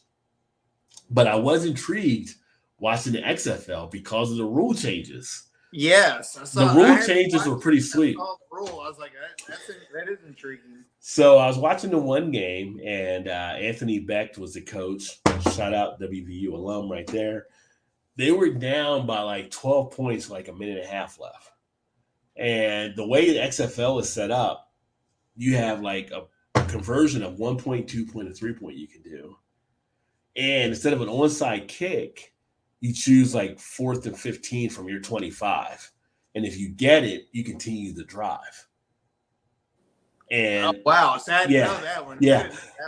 And so teams that would usually be out of it now still have a chance, right? So they got down there, they scored a touchdown, they did a 3-point conversion, they got that done, and then they were down by like 3 or 4, whatever like that. So they went from the 4th and 15, they got that, and then they end up driving down, end up winning the game. All this is like in a minute and a half left in the game. Wow. And so that was one game. Another game, they had another ending that was pretty cool too. So it was like the excitement on the rule changes they actually did were pretty cool. The challenges, I think you could challenge like anything on that one as well. Like in the Canadian Football League, you can challenge if a ref misses a call. Like if you think there was a pass interference and a ref missed it, you could throw the flag and they'll have to go back and challenge it. If there was a pass interference, you'll get the call for it. And I think in XFL, they have something similar to that too. So that made it pretty interesting. The kickoffs, it's like your team is on the 30, right, to receive. And their team's on the 35, right? But they can't run until your guy catches it from the kickoff return, which actually helps to improve the safety where guys aren't blazing down the field. So it's some pretty cool things they've actually added into it. And you have, people say, well, you're not the top NFL talent, but you do have former XFL stars as well, from former NFL stars. So like A.J. McCarron was one of the quarterbacks on the team that won for Anthony Becht. There were some other NFL players that were drafted that just weren't in the league now. You have some pretty good talent that was out there. And some of these guys will probably get second shots into the NFL because the way they're set up, they're working with NFL teams as well. But it was entertaining. And it kind of kept me into it, like a lot more than the NFL actually, because you just knew your team wasn't fully out of it, possibly. I'll have to watch. I'll have to check it out. I saw those rules. I was like, that sounds interesting, but I didn't watch it. Who actually owns that now? The Rock and his team. I think it's The Rock and his ex-wife that actually own it. I think they both formed that. Yeah, so they actually bought it in 2020, but the pandemic sent them back a few years because you couldn't really do anything. Okay. Yeah. Wasn't it Vince McMahon that started the XFL? Yeah. Originally? Yeah. And so I'm kind of enjoying this. I'll probably check it out again this weekend. But so when's it on? Usually Saturdays or Sundays? Saturday, Sunday, and I think there might be a Monday game.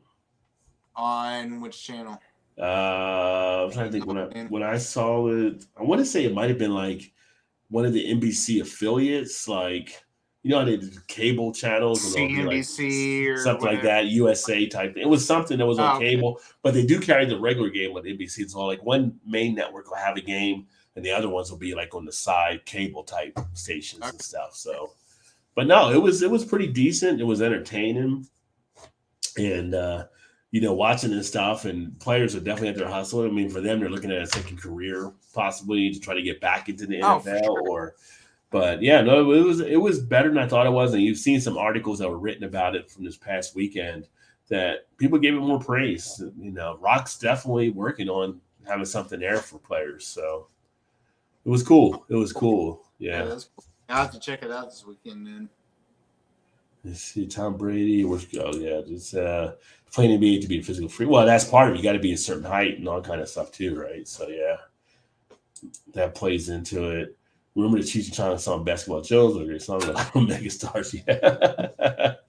No, Tom Brady's a million shares. A million shares when it done. Ouch. Ooh, that hurt. Yeah. Well, some of those players in the league, they got their contracts in crypto. Yeah. Just think about it. Then when that dropped, it was like, oof. Bad move there, my friend. Yeah.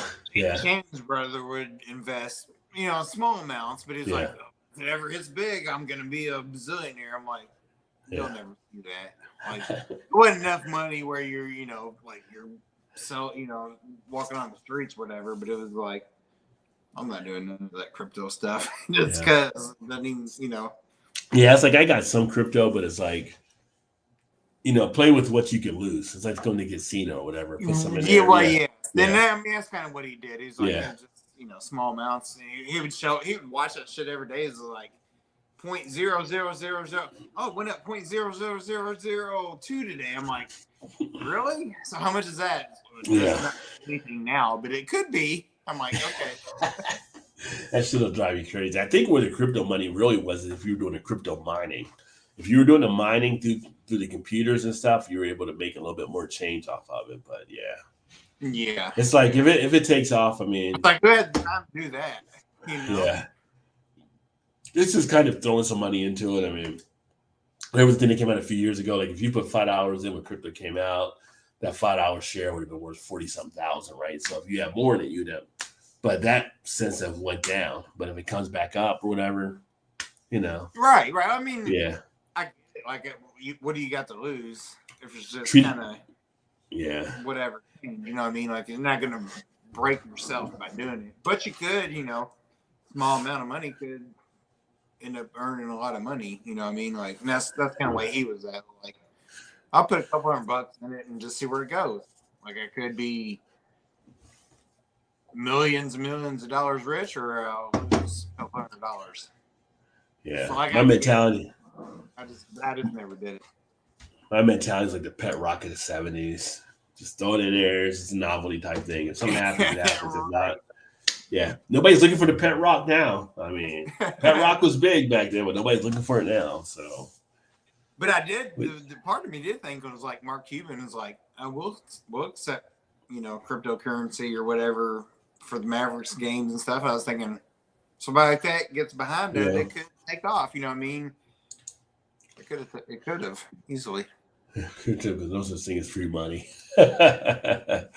Yeah, Mark Cuban I didn't talk about it on the news thing, but I saw a thing where he actually bought I would say it was like, I can't remember the number was. I would say $1 million or $1 billion, but in the Heineken or something, he had bought into it for something. So that was kind of interesting to see if he might be throwing his hat into the beer game.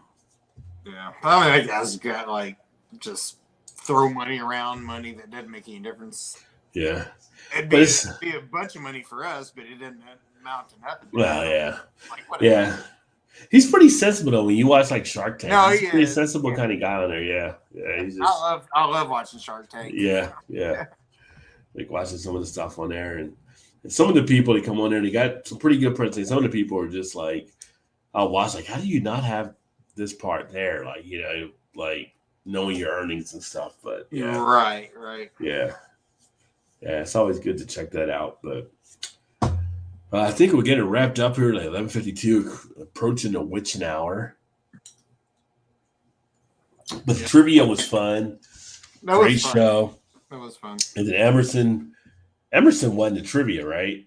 Yeah. So make sure you shoot me the email. If you did already, I haven't checked my email. I just haven't seen it yet, and I'll get you something out there too. But yeah, that was something cool to do something different thing.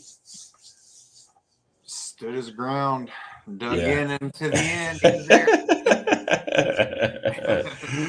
But I think we're going to get it wrapped up here and get ready to get some sleep before work tomorrow. Thank God it's Friday. I feel like this week has just been a long drag. Some weeks are just a longer drag than others. Especially for me, I only been 4 days because we were off Monday for the holiday. Yeah, I was half day Monday. Yeah. Yeah, like a half day. I had to work the morning, but yeah. But it was just this week drug. I was like, Thursday? It's only Thursday? It was next Wednesday already. Yeah, he's looking at the thing when is the freaking weekend around here? This is taking way too long. So yeah, I got a couple meetings tomorrow, but hopefully get through that and get into the weekend and be ready to kick back. And I actually got stuff that I'll be setting up for the channel here and the other channel. So. But no, it's all good. Great to have you back as well, my friend. Next week we'll have Mal back for her stint as well, so we get some things on what she's doing there in the brew world, I'm sure. And wow, next week it'll be March. Yeah, already March 2nd. Right, I know. Is March 2nd I'm trying to think back to Julius Caesar in high school. Beware the Ides of March. Wasn't that March 2nd? I think it is. Yeah, I think it is. We are the Ides of March. Yeah. Julius Caesar. Little Shakespeare. I don't even know they teach Shakespeare in school anymore nowadays. Probably they don't. I don't know what they teach in schools. Yeah. When we went to school, it was we knew the Constitution, we knew the Declaration of Independence, we knew all the state capitals for whatever reason. We weren't going to all the states, but we knew the state capitals. We read The Great Gatsby. We read Kill a Mockingbird. We did all this other stuff. You do that now. Yeah, and it's nowadays in school, it's just they don't really do some of that stuff anymore. So I don't know. James said March 15th, Ides of March. Yeah, I couldn't remember what it was, but yeah. Okay. I was thinking the second too. It sounded right for some reason. Yeah, Ides of March middle. Yeah, I remember reading. I just couldn't remember offhand, but we read A2 Brutus, A2. Yeah, we did Shakespeare. The one Shakespeare one I never really got into was the Midsummer, what you call them? Dream? Was it Dream? It's a Dream, yeah.